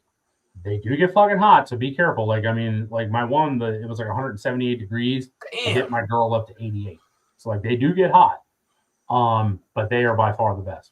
But anyway, back to what the fuck were we talking about? The people asking for help, advice, people ask for help. Listen, I'm more than willing to help you if you're willing to listen. You know, I had a guy hit me up not that long ago. He had mites. I was like, look, who else are you talking to right now? I was like, because what I'm going to tell you and how to do this with the pest strips, hot shots, if you don't do this right, you're going to fucking kill your animal. Yeah. Like, there's a right way to do this and a wrong way to do this. Like, do not stick a whole entire strip in your fucking cage. You'll kill your snake. Like, a whole strip does an entire fucking room. So, you know, I always tell people, like, you know, if you want to get rid of mites, cut it up, put it in a pill bottle, put a bunch of holes in the pill bottle so they can't, you know, go over it and touch it. Pull the fucking water, 2 days in, you know, pull the thing, leave water in there for 2 days, pull the water back out because it's a vapor. You know, you can't get water. You can't get the vapor into water. And I told him, I was like, you need to run it for 6 weeks. If you do this for 6 weeks, he hit me up the other day. He's like, dude, all my mites are gone. Yeah. Okay, cool. You know what I mean? I'm more than willing to help people only because the Jason Gasper, Rodney, and Andy, the way that they helped me and treated me as a nobody in this industry when I was a nobody, and I'm still a nobody. You're not a nobody. Fuck out of here. I'll never forget that. So it's one of those things that, like, if you're willing to do it the right way, I'm willing to help you. And just like you're willing to help fucking people. We have to be. You have to. You know, we have to. That's the only way the industry is going to get better. That's the only way the keeping is going to get better. Like, if you don't help people, then what are we doing? I mean, yeah, you don't want. I mean, I don't want to see anybody fail at all. Like, if everybody's doing great, we're all doing great. We're all winning, right? I don't want to see anybody struggle and fail. And right, and I care about the animal too, right? Exactly. The only thing at the end of the day, the only thing that loses is the animal. Absolutely. You know, and you know, you see like some of these pictures of like some of these people how they keep like Samson and those other guys, and it's like, dude, that's fucking harsh. Yeah. You know what I mean? Yeah, it's what so with all that, what do you think? Where do you think the Retic community is going in the next 10 years, 5 years or so? I don't know, man. The problem is like this new wave of people who are getting into these snakes. I don't understand them. Like I genuinely just don't. And this isn't me trying to be like holier than thou and I'm better than you. Like y'all got to lay off this fucking power feeding shit, man. Like I think a lot of these people came over from either ball pythons or fucking boas or something, and like they want something a little bit bigger, and they're still treating it like those animals. Yeah, you can't, man. You can't. Now listen, there's a fine line. You know, some of the rumors I heard about, you know, big keepers, you know, out west, who you know exactly what I'm talking about. Yeah. You know, shoving rats, you know, as the animal's like, you know, swallowing an animal and he's just shoving. That's fucking disgusting. Yeah. That's powerful. You know, feeding your mainland animal a big meal every once in a while and then hitting it again, you know, a few weeks later, that's not power feeding. That's just what the animal wants to do. Yeah. You know, it wouldn't eat it if it couldn't eat it. You know, they don't regurge and they just grow and grow and grow, you know, and then after about 3 years, you start spacing that out. Like for me now, like I've got a group of animals that are turning 3 this year. I'm going to start spacing out their feeding big time. You know, I might feed them only once a month. They might only eat 12 times a year. Whereas before, you know, their first year of life, they were eating every 3 to 4 days. But it wasn't a big meal. It was just keeping food in their system. And then once the meals got bigger, obviously you space it out even further, you know, and look,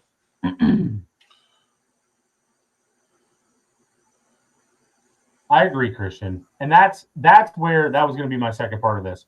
Yeah. That's why I'm picking up as much wild caught blood as I possibly can. My cow, believe it or not, is 37.5% wild caught blood. How many people can say that?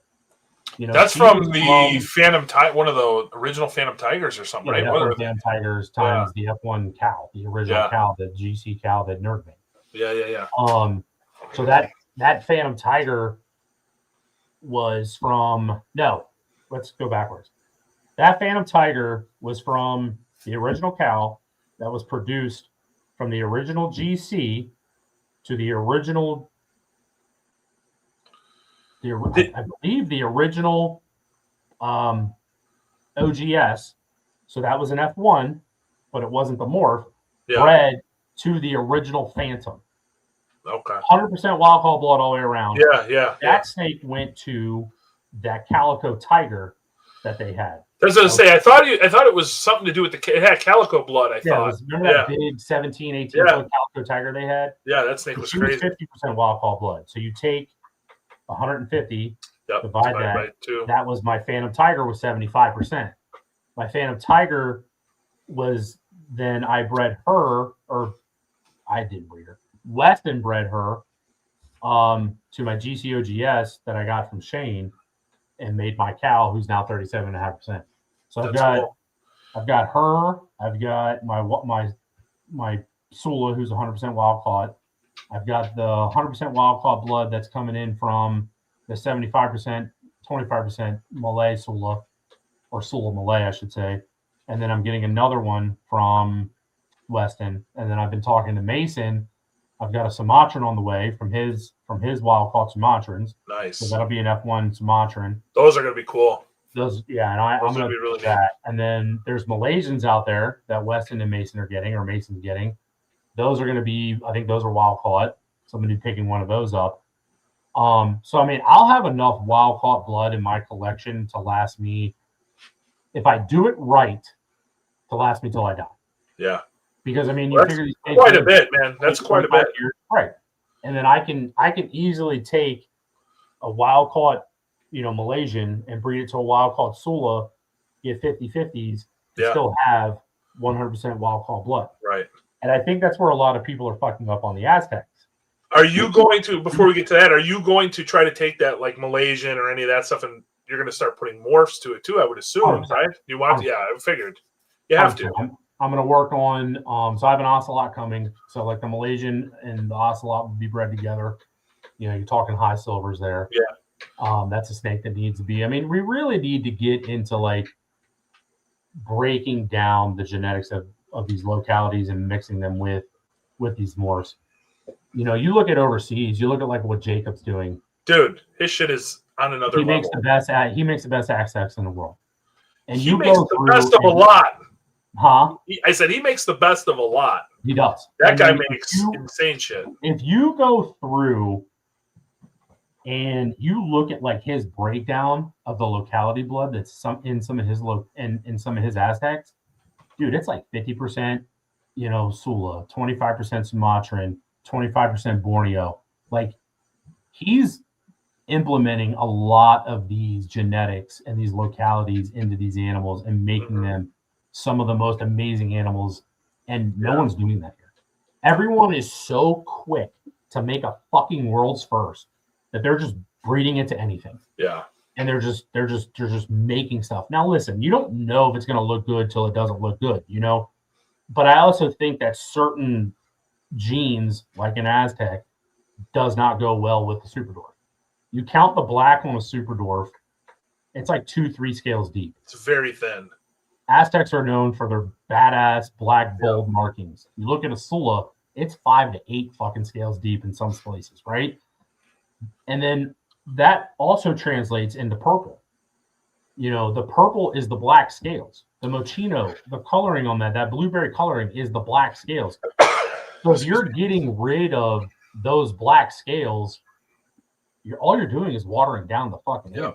You're taking away that purple contrast from that orange and white and sometimes silver in the albino, and now you're making it smaller and smaller. You want it bigger and bigger and bigger. Yeah. Why wouldn't you want 5, 6, 7 thick rosette, fucking purple, all the way around, all the way around. Yeah, all the way around. Yep. So it's one of those things. What's this? I've been feeding pigs. They're a different mess.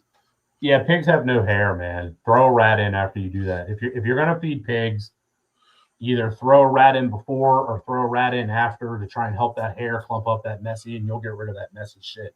So so I feed almost exclusively pigs, right? And that's weird. Like I have some snakes that no matter what I do, they have runny shits with the pigs. I have other snakes that they shit. You wouldn't be able to tell the difference whether it's a pig or a rabbit or a guinea pig or whatever.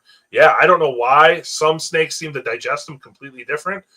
Some snakes, it's just watery shit. It's terrible. It's fucking terrible, dude. But that's where I think that's where the industry needs to head, because if we don't get into and it's funny, like Americans have a way, we have a way of fucking everything up. Like look at our dogs. Yeah. The American, some of the shit that people have done to American breeds are just terrible. And that's why like a lot of these guys are bringing dogs in from Europe. They're just better fucking lines. Yeah, absolutely.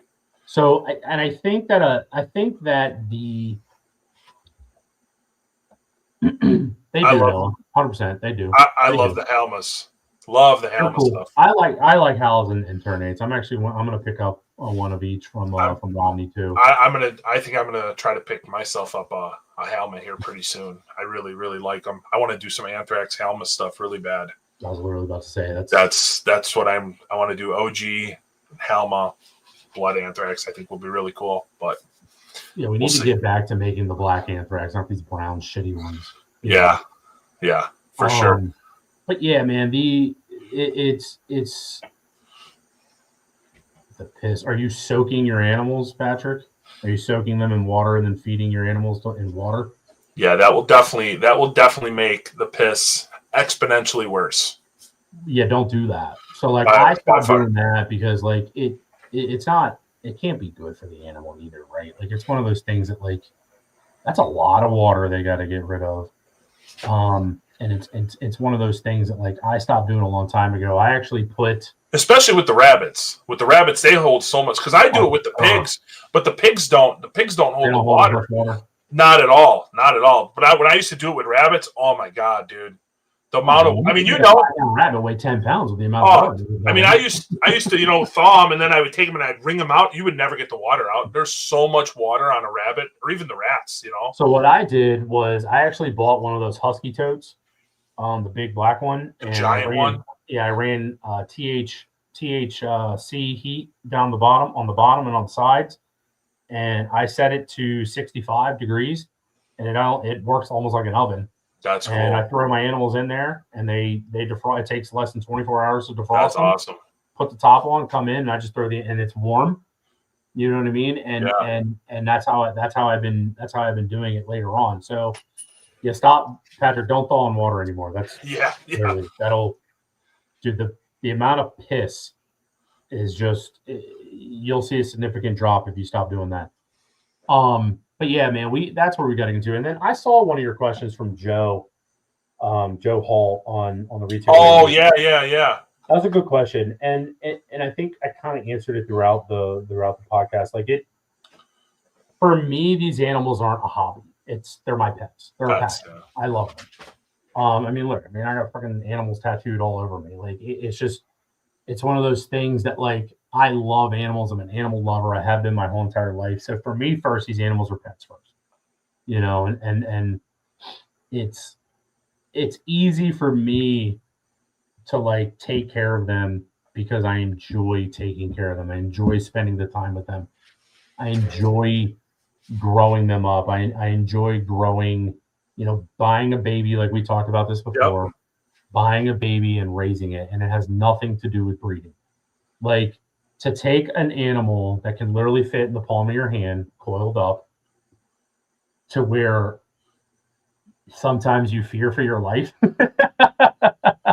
Yeah. Which is a real thing with some of these animals. It's the most rewarding thing, you know, in keeping these animals that you possibly can. So, and then it helps that, like, to buy the animal that you want. And I know not everybody has that luxury. You know, I didn't at one point. You know, I had basic shit. You know, I had a platinum and a fucking purple and a white phase, and then I ended up making some cool stuff with it. I got lucky. That the genetics, you know, like Ship Blizzard, like, I never anticipated making something like that. You know what I mean? Such like, a cool snake. It just happened to happen because the animals ended up being het anery, which, you know, proved out. Nobody knew that going in. Jason's Jams, like, nobody knew that going in. But now I'm in a position where, like, I can go buy the visual. I can go, you know, without bragging, go drop $3,500 on a snake because that's what I want to do. That's my passion. It saves you a lot of time, though, too. Time and money and effort. I mean, that $3,500, you know, it sounds like a lot, but you go buy a pair of double hets for $1,000. You raise them for 4 years of feeding and your time and all that. You're going to spend a lot more than $3,500. Really? Even if you get, like, and the crazy thing is like, this is where a lot of people don't understand. Like, if you aren't happy with the animal that you have, and it's like you're always thinking you had something else, you're not going to care about that animal. Exactly. You're just not. I mean, it's human nature, you know. It's, unfortunately, and it sucks because, like, I don't buy from either place. I was to say, I don't use either of those either. I had bad experience with Rodent Pro, and I used to buy from Cold Blooded Cafe, just some of the small stuff. Their prices are outrageous, so that's Christian, why. Where do you live? Hit me up and on Facebook or Instagram, and I can. If you're in the, I think Maryland, he's like Missouri or Mississippi or something like that. Brendan Klein may ship to him. I don't know. I'd have to figure it out. I've never bought from Brendan. I heard he's got really good stuff though too. I heard his that's all really I go to now. Brendan is. I mean, I'm glad I found Brendan, and Brendan's actually turned into one of my friends. Like, he's a good dude. Like, Missouri, I'll go up there and, you know, we'll shoot the shit. Like, it's not like I just go up there and, you know, turn and burn. Like, I'll go up there and spend, you know, 20, 30 minutes. Where's he at again? Probe, Pennsylvania. I don't know. He's like an hour and 15 minutes. Prost or Proby or something. Yeah, that's what I thought. I thought he was over that direction, but I didn't know exactly where. He might ship to you, Christian. I have to reach out to him. Christian, hit me up on either Instagram or Facebook, and I'll put you in contact with Brendan, and you guys can figure it out. Oh wait, sorry. Go ahead. No, you go ahead. I was gonna ask you something, but go ahead. Finish with go ahead. I just want to know, what do you think we're, there's with all the new keepers and stuff, right? Do you think that we are we improving? Like, is the community improving, or do you think the community is getting worse? It's getting worse. The drama now. The drama's crazy. The drama is fucking crazy, dude. Like yesterday, like I got attacked by just some random dude for no reason. Like, he was calling me a fucking asshole, and I didn't know what I was doing, and I shouldn't be keeping these fucking snakes, and my dogs were emaciated. I'm like, bro, like, yeah, what my dogs ever do to you? Like, first of all, how do you even know I have dogs? And he's like, I went to your page. I'm like, how fucking feminine are you? Like, you're a grown-ass dude going to another grown-ass dude's page to, like, stalk his page. Stalked, yeah, just to find some info that he could try to talk shit on. Fuck, go drink some Midol and go fuck off. Like, what are you talking about right now? Like, what did I even do to you? Like, all I did was say, like, these snakes don't live that long, vast majority of them, because people kill them. And it's true. It's 1,000% true. Jay Brewer's produced probably 50,000 fucking retics. There ain't fucking 50,000 retics out there right now. Like, they're not. Like, where'd they all go? Like, so, like, don't like, the craziest thing ever, right, is like, you post an average size 16-foot fucking normal mainland retic. Everyone's like, oh my God, I want that. I want that. Motherfucker, you can have that. Yeah. Buy the snake, love it, take care of it, feed it the way you're supposed to feed it, let it live longer than fucking 5 years, and I promise you, you'll have close to a 16-foot retic. Like, it's just that simple. So, like, when people are sitting there oogling and googling over, like, a big snake, when they're not even that big, like, a 16-foot mainland is a normal, average size, you know what I mean, mainland female. Like, when you start getting 18, 19, 20, all right, now you're talking like the 1% of 1%. In the retic world, yeah, that's not nothing special. That's nothing special. That's nothing special. It's not like I got a snake from 9 feet to 18 feet in 2 fucking years. So don't tell me you can't do it. You can do it. And that's where I think a lot of people need to end up. Like, says your page is not available. Yeah, dude, I got banned from talking too much shit. You don't have a Facebook, do you? Retic Keeper doesn't have a Facebook page anymore, does it? Or did you start a new one? I know you do. I know you do Instagram a lot more. So yeah. So my Paul Lucas, it's Paul Lucas. It's me holding the greatest drink ever. It's a White Claw peach, and I'm on a raft with my dog. But that's funny. I love White Claw. Whatever. That's funny. But yeah, like I these people now. And like it's on most of it happens on the Pursuit. I like the Pursuit personally. Like it's a good page. It's growing very, very, very fast. But there's a lot of people on there that don't know anything about anything. They have 2 fucking snakes, and they think that they are like the fucking like they know everything about these animals. And it's like, well, how long have you had your snake? A year and a half. Yeah, they're the expert now. I'm sorry for arguing with you. Yeah, I didn't know me keeping them. Well, that's the thing. They have no idea, right, who anybody is either. They're just on there, want to show off their snake or ask stupid questions. When they've had a snake for a year or 6 months, and they're experts now. They know everything, right? Little do they know they're arguing with people that have 20 years plus experience, probably produced that snake, or that snake's parents or grandparents at some point down the line, right? And it's like it's funny because like I actually had like 6-7 months ago. I actually had a girl tell me I didn't know what I was doing, screenshotted my Retic Keeper page on Instagram, and said I should follow him because he knows what he's doing. And I was like, oh. That's hilarious. Okay, thanks. I'll go give that guy a shout out. That's so I funny. literally screenshotted that and posted it in my story and tagged her and said, you're literally arguing with him on Facebook right now. That's so funny.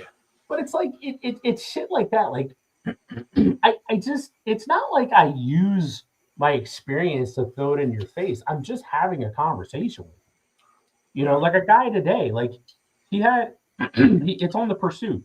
He's probably still there. John something. He posted a snake. He called it a lavender. All I said was, hey man, that's a purple unless you're just calling it like you named it lavender. Yeah. He's like, fuck you and your fucking dog. Your dog has bad hips and I pay more in taxes than you make in a year. And I'm like, Christ. the fuck, man? Like, all I said was your snake's like, it's not my fault. You're a fucking idiot. You don't know what you bought. People like, just can't handle. Oh, dude. And that's the shit. Like, and that's honestly, like, that's almost where we are in this hobby, where it's like, our industry, it's like people are just so quick to just attack everyone. Yeah. And it's like, just shut the fuck up and listen. Like, I'm trying to help you out. Like, don't be mad at me because you don't even know what you bought. Like, he's like, it's that dark because it's in direct sunlight. I'm like, dickhead. I'm like, direct sunlight makes albinos look washed out. It doesn't brighten up the colors at all. Like, what are we even talking about? So I think right now, until this kind of like new wave of just my dick is bigger than yours, even though I've only been doing this for fucking 6 weeks, until that like dies off, I honestly think like I'm just gonna take a back seat to it because like and it will. I think it will. I think it will. You know, I think it will. What do they call that? Ebbs and flows, kind of. I think we're kind of at that point where we're getting all these new people. It's going to level off. I think I would hope at least. I hope so. But we need new people too. So it's like, what's the happy? We need new people that are willing to learn and listen and take advice. I think that's the problem. Is this society in general doesn't like to be told they're wrong or they're incorrect in anything, right? And it's just. It's obviously showing in the snake world. But it goes back to like for instance, when Andy was teaching me stuff, I could have totally acted like one of these new keepers and literally told one of the best breeders ever that he's wrong. Like, that's literally what these people, not that I'm the best breeder ever, but like, that's like the level of like keeping, like we're talking about, like somebody who's been doing this, who's been taught by some of the best ever. You know, you two, you've been taught by Andy. Like we've all been there. You know, you, Bob, Jason, like these guys are legends. And it's like, we learn from them, and it's like they're pretty much out of the industry. Jason's done. Andy's completely 100% out. Like, he keeps green trees too now. Bob. But like, they're completely gone. So like, some of that knowledge is being held onto by guys like me, you, Shane, and like some other people. But they don't even know who the fuck those two people are. They know who Bob is because Bob's been around forever, and Bob is the GOAT, whatever, right? He's been around forever. But like, they don't even know who these people are. Yeah. So like, if you're not even willing to just sit down and at least hear the person out that has been doing so, this is for anything. This isn't just for snakes. Right. And at least have a common, mature conversation with them. Then like, fuck off. Like, I don't have time for you in my life. I'm not sitting here saying again, like, my way is the only way, or I know everything. I don't. But at least engage and have a conversation with me where I don't feel like like we're not attacking each other. You know, I don't randomly just, dude, you know this. If I want you to go fuck off, I'll tell you. I don't care. I don't. You can go get hit by a bus tomorrow. I won't even read about it in the news. I don't give a shit about you on the internet. The internet is a fake place to me. I could turn it off, go away from it, and it doesn't exist. It's gone. Like, I'm not, like, when you're arguing with me and you're fighting with me, I'm literally laughing. Like, it's the funniest thing in the world to me that you get this fucking mad about fucking words on a screen. Yeah. And it's like, all I'm doing is trying to help you. All I'm doing, and you know, and I've had a couple people like afterwards like message me and be like, man, like, what the fuck was that guy's problem? And I've had people like that I've been trying to help, like that attacked me, literally send me a message. Like, that's how mad they get. Yeah. Like, fuck you, fuck your mother. And it's like, they're crazy. They're absolutely fucking crazy, dude. Like, what is your problem? Like, dude, we're talking about snakes. Like, now fuck my mom? Like, are you serious right now? So it's just bunch of shitheads. I don't like, even when I was like up and coming and like didn't really know anything about it, I never treated anybody like that, man. Yeah. It never fucking happened. So like, I don't understand why people are like, it's a society thing, dude. Like, I have 12 or 13 staff that work under me, and they're all late high school, college level kids, 20s. Dude, you cannot tell them anything. It's not, I think it's just, I don't know. It seems like it's that generation of kids. You can't tell them anything without them. They take everything personal. Everything is an attack on them. They don't want to listen. It's crazy. I'll be 44 in like 2 months. I hired a kid not that long ago that was born the year that I graduated high school. Talk about a kick to the fucking dick. Yeah, I know. I just turned 41. Completely worthless. He was completely worthless. And they're not all bad, but I see it at work. I mean, I'm around that group a lot, and it's just like, I'm like, man, what is going on? What is going on? Is it the social media? Is it the phones? Is it, I don't know. It's crazy. Cause yeah, I mean, like you said, I would never, Andy or Bob or Jay or Travis or James Mitchell, any of those guys that would give me any bit of advice, Jim Gaspar, I would take that advice and listen and apply that to my animals, to my keeping, whatever, right? Even if it was as I was coming up and I kind of started forming my own opinions about stuff, right? And I still would go to these guys for advice, Gavin, all these guys, right? Even if it was something I didn't agree with 100% or I think that they might be wrong, I wouldn't be there I wouldn't fuck you, you're wrong, blah, blah, blah. Still have respect for these guys. They paved the way for us, right? They're the ones that did this for us. I don't know. That's how I was raised, right? I'm not going to sit here and just fuck these guys over and go off on them, whether I disagree with them or not. I'm going to take their advice and listen and at least hear them out. So I used to be like, and you know that, like I used to be a dick to people, like in my responses. I used to pop off and be like, you're an asshole. And one time I did it to a girl. I didn't know she was a girl. She hit me up in private and she was like, look, she was like, what you said makes sense. She's like, but why did you have to be a fucking dick? And I started to respond in a dick way. And I was like, she's right. Like I didn't need to be a dick about it. Yeah. So and this happened like within like the last like 2 years. And so like when that happened, I realized, okay, I can be more decent in my approach like this, like Bill was with me, like we talked about earlier. Right. And that went a long way with me. And, she ended up deleting her post. And like, I actually reached out to her and was like, look, like I'm fucking sorry. Like you're right. Like I let my passion for these animals jump ahead of my feelings and my emotions. And I jumped down your throat. I didn't attack her. I just jumped down her throat. Yeah. And, and she was 100% fucking right. And she actually made me a better, I wouldn't say a person, but like a better, like somebody who's willing to like help people out. She made me change my approach to be have a little more empathy and be a little more sympathetic. And not everyone has the knowledge that we have because we've been doing this for so fucking long. Which is easy. I think that's really easy to like forget too. I could find myself sometimes responding to questions and thinking like, oh, it's a stupid question. Like thinking about not necessarily saying, but oh, this is a dumb question. But yeah, like you said, it's somebody new. They don't know. They have no idea. So try to be a little more. So at first I used to be like, well, there's no excuse for that anymore. Like when we started like 97, the internet wasn't even really a thing. Like, it was around, but it wasn't like how it is right now. Like we didn't have it in the stream. There was no fucking groups. There was no web pages. There was there was nothing. I mean, you still had to research. You still had to do your research. You had to physically go to the library and like get a book and read about it. And like that was, and then like whatever was in that book, that was all you fucking knew. So like if that information was wrong, you were doing it wrong because that's all you knew from the get-go. So like now you fast forward 20 years to where we are now, 2025, shit, almost 30 years, 95 to, whatever it is.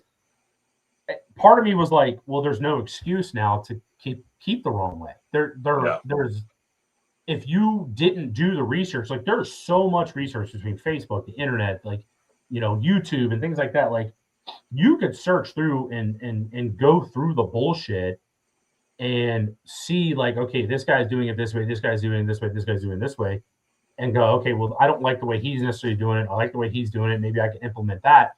If you were to do your research and a lot of these issues, and that's where I was like, wait, why aren't you doing your research? Like that excuse of like, I didn't know, it's not really like okay anymore. Yeah. Because there's just too much information out here. There's these podcasts that we're doing. There's Instagram. People have full access to people's like entire collections now. Like Weston, like you, like, I mean, look at your facility right now. Like everybody can see it. Yeah. So everybody can see what's going on now. Everybody can see, okay, this is how I should do this or how I should do that. So like when something does go wrong and they're not doing it and they're like, well, why is my animal doing this? Well, part of me is like, okay, what shitbag breeder did you buy your animal from who's not willing to help you anymore? And then on top of it, well, why didn't you research this? Like there's these animals are very, very easy to keep. A lot of people, I think, overthink it. They need like they're not hard. They need security, they need heat, they need food, they need water, and they need a clean fucking cage. Yep. That's really all they really need. So like, and of course, there's other things, but like, that's the main basic thing. So like, if you're not even willing to like at least research that little bit of stuff, like how hot should my tank be? Like, dude, when I got into green trees, I researched them for 6 to 7 months before I bought them. I hit up so many different people and read what I could, went online, went to MJ's, Traps freaking podcast, was listening to like, the most basic stuff. And I've had nothing but success. And I'm not on one goddamn forum on Facebook in there asking, hey, what about this? Hey, what about that? Hey, what about this? Because I did my research. Right. So I guess that's why it irritates me so much, because there is so much information out there now that if you're not even willing to take 30 minutes to just sit down, find that information and read about it, and then go buy the animal, you're just buying the animal blind and you did no research. Yeah, like it's kind of hard to fucking feel bad for you nowadays. Like, it just is. So like, and that's what that like kind of let me kind of lash out at her. And then it was like, I really shouldn't like, okay, there it goes. There you go. Like, I just shouldn't be that way. Like, I should be a better human and a better keeper and just a better man overall. Like I said, I didn't know it was a girl, but like, it wouldn't have mattered. I mean, I've jumped on dudes' asses too. And, and I shouldn't have done that. And I can admit it sitting here today that like, I shouldn't have. And honestly, she's made me a better person to now how I approach with people. Like, hey, okay, have you done this? Have you reached out to this person? Have you, at least gone online and done any research at all? If the answer is no, okay, send me a message. Let's see what's going on, and let's try and help you out. Yeah. Well, it's good. I mean, that's cool that you could recognize that too, and notice that, like, yeah, she helped you, even though you like lashed out at her. Like, she made you a better, like you said, better man all around, right? A little more understanding, empathetic, all that. So that's, I mean, and I think that's awesome. what a lot of, and the problem is like, I'm running into a bunch of people who kind of act like me. Back and just jumping down people's throats. And we're getting old. We're older, right? I mean, we were those teens, 20-year-olds, and now we're 40-year-old old guys. So it's a little. But some of it is just so unwarranted. It's like you post a picture of your snake eating, and it's like you're the biggest fucking piece of shit to these people. And it's like, what the fuck just happened? Like, why are you jumping on people's throats like this? Like, I get so much. Like, we're trolling them. You know what I mean? I get so much shit on the nation, right? Because like of having to delete posts because of stupid, right? Feeding pics, sales stuff. Dude, I get so many messages. I'm an asshole. I'm a piece of shit. Blah, blah, blah.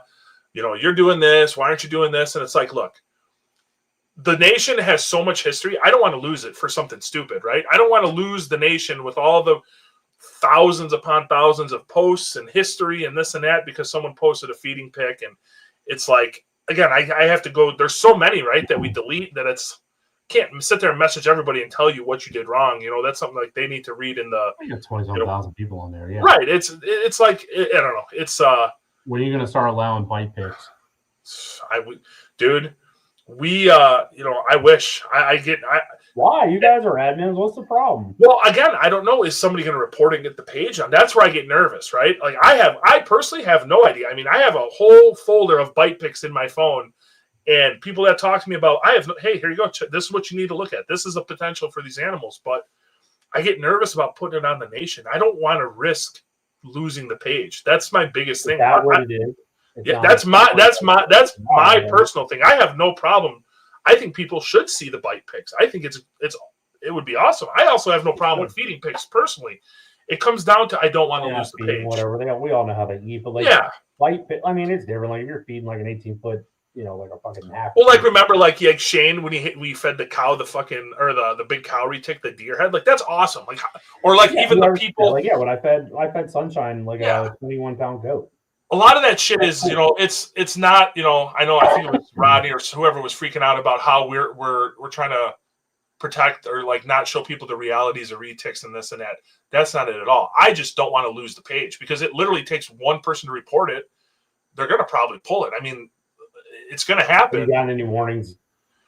I don't think we've had anything recently. So, but there's been a few times, I mean, where the page is in like, I forget what they call that. Review, not review. Page dedicated to just bites and see if it gets taken down. Yeah, I mean, it wouldn't be hard to do. People need to know what these animals. Oh, 100%. I think honestly, like, I think that would deter some people from buying them. Like, hey, this is the potential damage like that comes along with these animals. I think it could really. I mean, there was a guy. I think that was when we were talking, and when you were sending me the bite pics, you know, on my podcast, the video, and there was a few people that messaged me and were like, I don't know if I want to get a retic now. I didn't realize they could do that much damage from that small of a snake when we were talking about like the male bites and stuff. I'm like, dude, they will fuck your world up. Like, it's almost like a big female bite might not be as bad as a male bite when they do that bite and that slash. Oh, dude, I would much rather get bit by a 15, 16 foot. Yeah, I'm like, that's what people do need to see it. And I don't think it's a terrible, I actually think it would be good for them to see. But like I said, for me personally, it all just comes down to I don't want to lose it. I don't want to do anything to jeopardize losing the nation. I don't. Fine. I can respect that. I always wondered why, you know, why you guys weren't allowing certain things on there. And I mean, that makes more sense than I just thought you guys were being a bunch of pussies. No, I just don't want to lose. I just, dude, you think about it, right? That's probably I think the Pursuit has more people than us, but the nation, dude, has been around. I think you can go back to like 2011.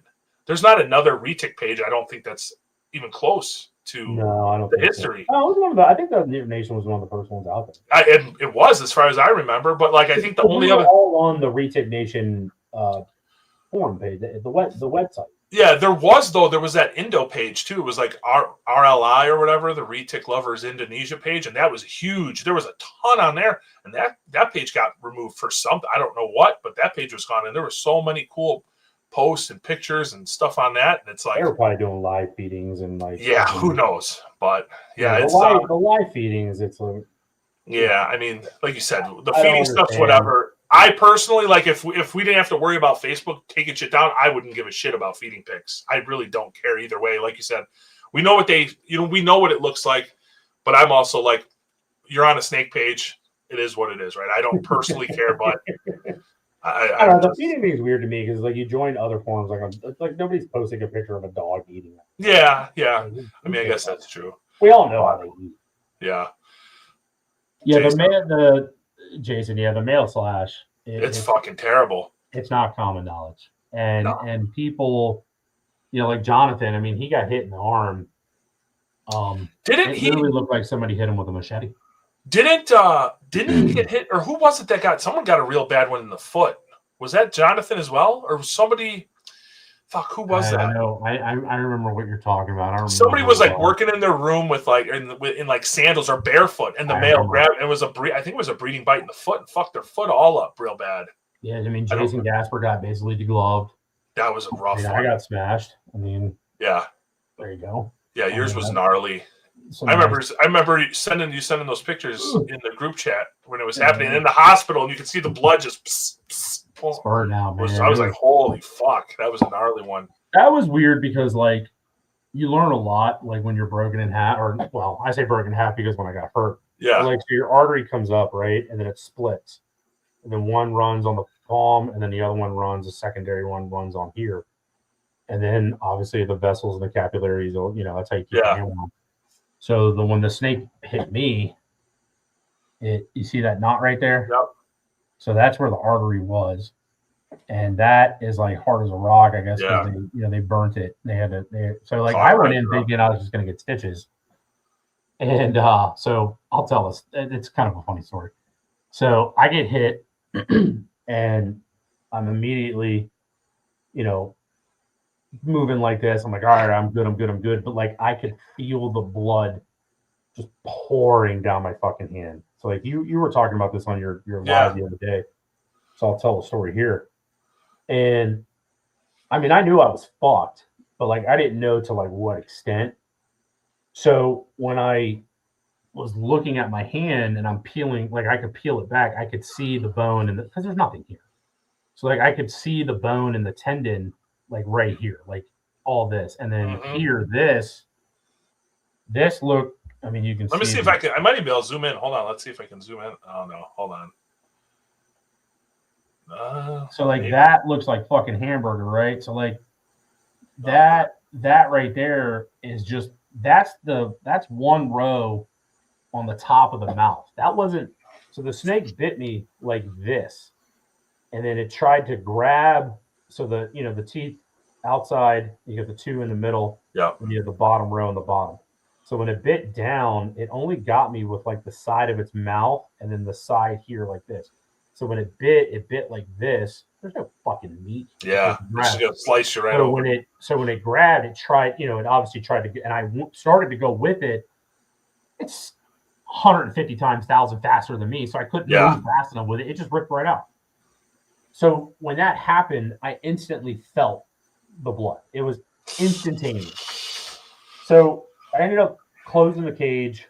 I'm looking down. I wasn't even like looking at the thing. I'm just like moving. I'm like, okay, everything works. It's all I cared about. Ran next door to my neighbor. My neighbor at the time, his wife was a veterinarian tech. She had a tourniquet kit. Putting it on. That video that I showed you, where like I'm bleeding all over the place. Yeah. That video is actually with the tourniquet on. And the blood is still pouring out of my hand. Okay. So I started to get like super weak, started to feel like super queasy and felt like shit. Called the doctor or called the ambulance. They came, picked me up. Here, let's see if I can. See if I can. Hold on, I'm gonna try to like see if I can put it on you, just on you. Nope. Thought maybe I could. There you go. Let's hit play. Is it gonna work? Anyway, you can see the blood. Yeah, it's a fucking gnarly bite, dude. Oh, here, hit play. Come on, Paul. There we go. Yeah, that's fucking wild. All right, so like wild. So that's with you can see the rag on my wrist dangling. So like that's with the fucking tourniquet on. So like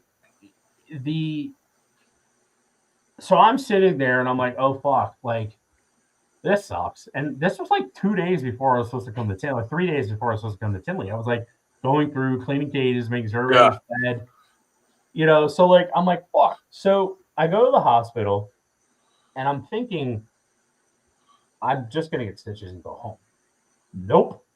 I ended up getting surgery because they needed to go in, and I told them that I was right-handed, but at the angle, I was using my right hand to hold whatever down, and I had a saw.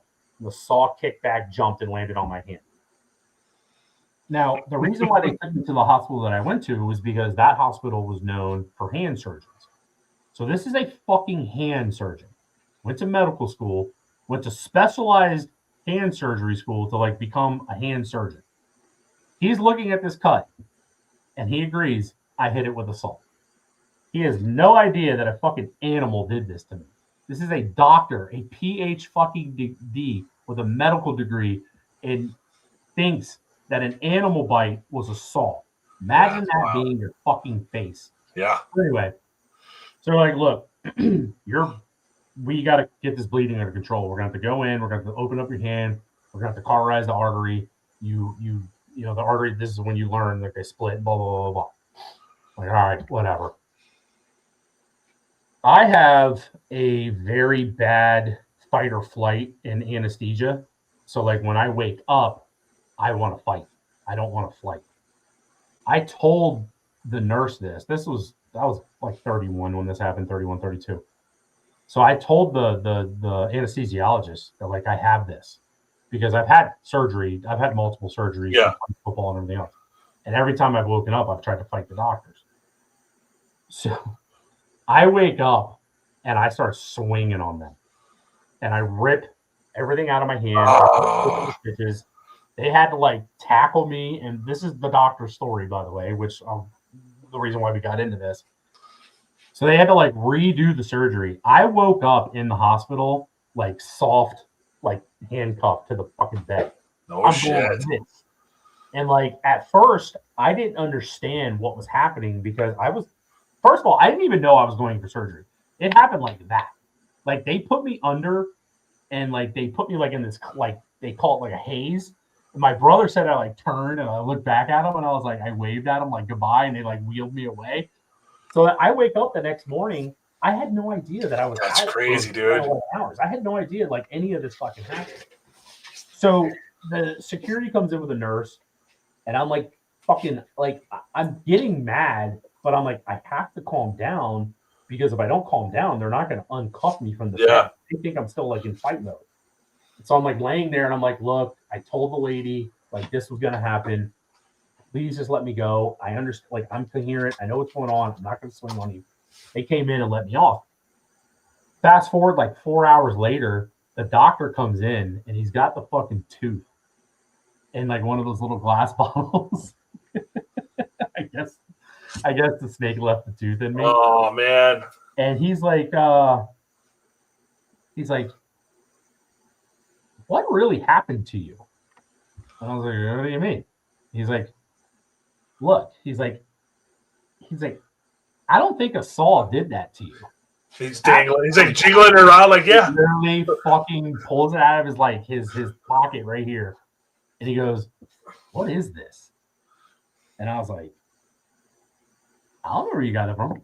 I was like, "What do you mean?" Because I didn't want him to call animal control. Like I didn't want fucking people coming to my house. And I was like, "He's like, look, man." He's like, "I need to know for me what actually happened." And I was like full disclosure, like you're not going to call animal control. He's like, wait, an animal did this to you? And I was like, I didn't say that. I was like, I'm asking you if we're going to call animal control. He's like, no. He's like, this will stay between me and you. I was like, okay. I was like, look. I was like, a snake did that. He's like, there's no fucking way. There's no way. Like he could not believe that like a snake did this to me. He's like, I don't believe you. He's like, what really did this to you? He's like, you already told us a saw. He's like, nah. I was like, look, man. I was like, a snake did this. And I brought up my Instagram and I'm showing him the snakes. And he's just like, I don't believe it. I was like, dude, you pulled the fucking tooth out. Yeah, right. Like I wasn't I just didn't want to say an animal did it because I didn't want animal control showing up to my house. I go, yeah, and I mean that's a valid. They don't have rabies. They don't have anything like that. Like there's no reason to call animal control. He's like, you're telling me a snake, a fucking python did, like, he's not cussing, but like, he's like, a python did that to you? I was like, yes. I was like, and they can do way more damage. Right. So I ended up talking to him for like an hour and a half about like exactly what happened, how it went down. And he just could not wrap it around his head. He's like, do you mind if I keep this? I was like, yeah, I don't care. I was like, tell the story. I was like, let all your freaking loyal surgeon buddies know. Like, well, like you said, that's a legit surgeon. Dad couldn't believe it. Couldn't believe it. And then these people, you know, they're kissing them on the face. How big was that snake? That snake wasn't that big, was it? Which snake was that? It was my old tiger male that I used to have. Okay. Yeah, 13 feet. That's not. It was a 13-foot male. He was a super cool snake, like laid back, and it was 100% my fault. I got complacent. Yeah. I was feeding everything, and this is a snake that like he only ate rats. So like I used to be able to like take the rat as long as he got the first rat. I could throw the other rats around in the cage and he would go around, he would eat. Yeah. But I had to make him eat first. So I got lazy and I was holding tongs that like weren't much bigger than this when I had, 3-foot fucking big grappling tongs. And I think the only thing that saved me was I went down and I was like reaching down like this to like go feed him, and he launched. And when he launched, I think he bit the tongs and came around, and that's what saved my hand, honestly. Yeah. I had hemostats. That's what I was using to feed, and they were like, this big. And it was complacency. It was me being fucking lazy. Yeah. It was me thinking that he was gonna do what he always does, which is like comes up, takes the rat, never even wrapped. He would just, because I had him forever. He was like 8 or 9 years old.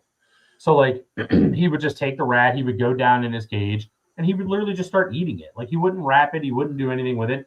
And then I would just throw the other rats around, and he would go around, Yeah. and I would wake up in the morning, and they'd all be gone. I'd put like 8 or 9 of them in there instead of just sitting there feeding one by one by one. That's And crazy, dude. that one fucking day, he just launched to the moon, and now I've got a wicked story.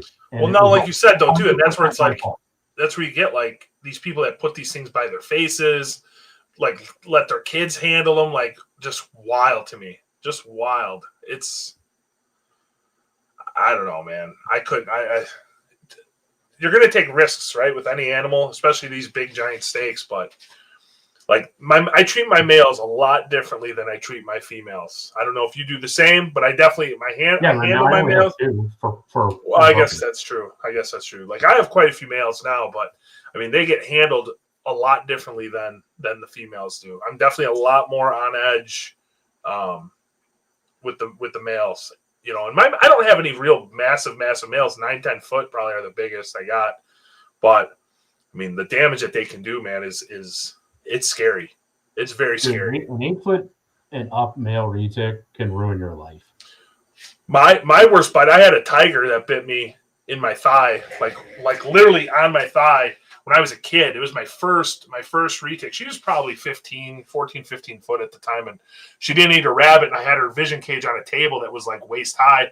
So I went in to pull the rabbit out. Because it was in there for a day. It was stinking. I was going to toss. I only had, I think, 2 snakes at the time. And I put it in the bag, and I was tying the bag up, and I didn't realize she was coming out. And before I could even react, she launched out, grabbed me on the thigh, and wrapped my thigh up. And we had a big industrial sink in the basement. This is why I still live with my parents. And went over to the industrial sink and like basically put my whole leg in there, turned on the ice cold water, and she let go, and she was fine.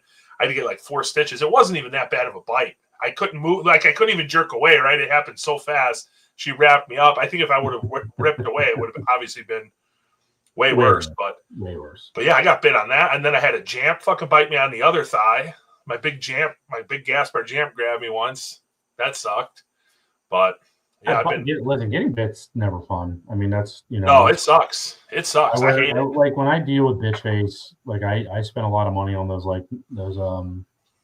the gloves, right?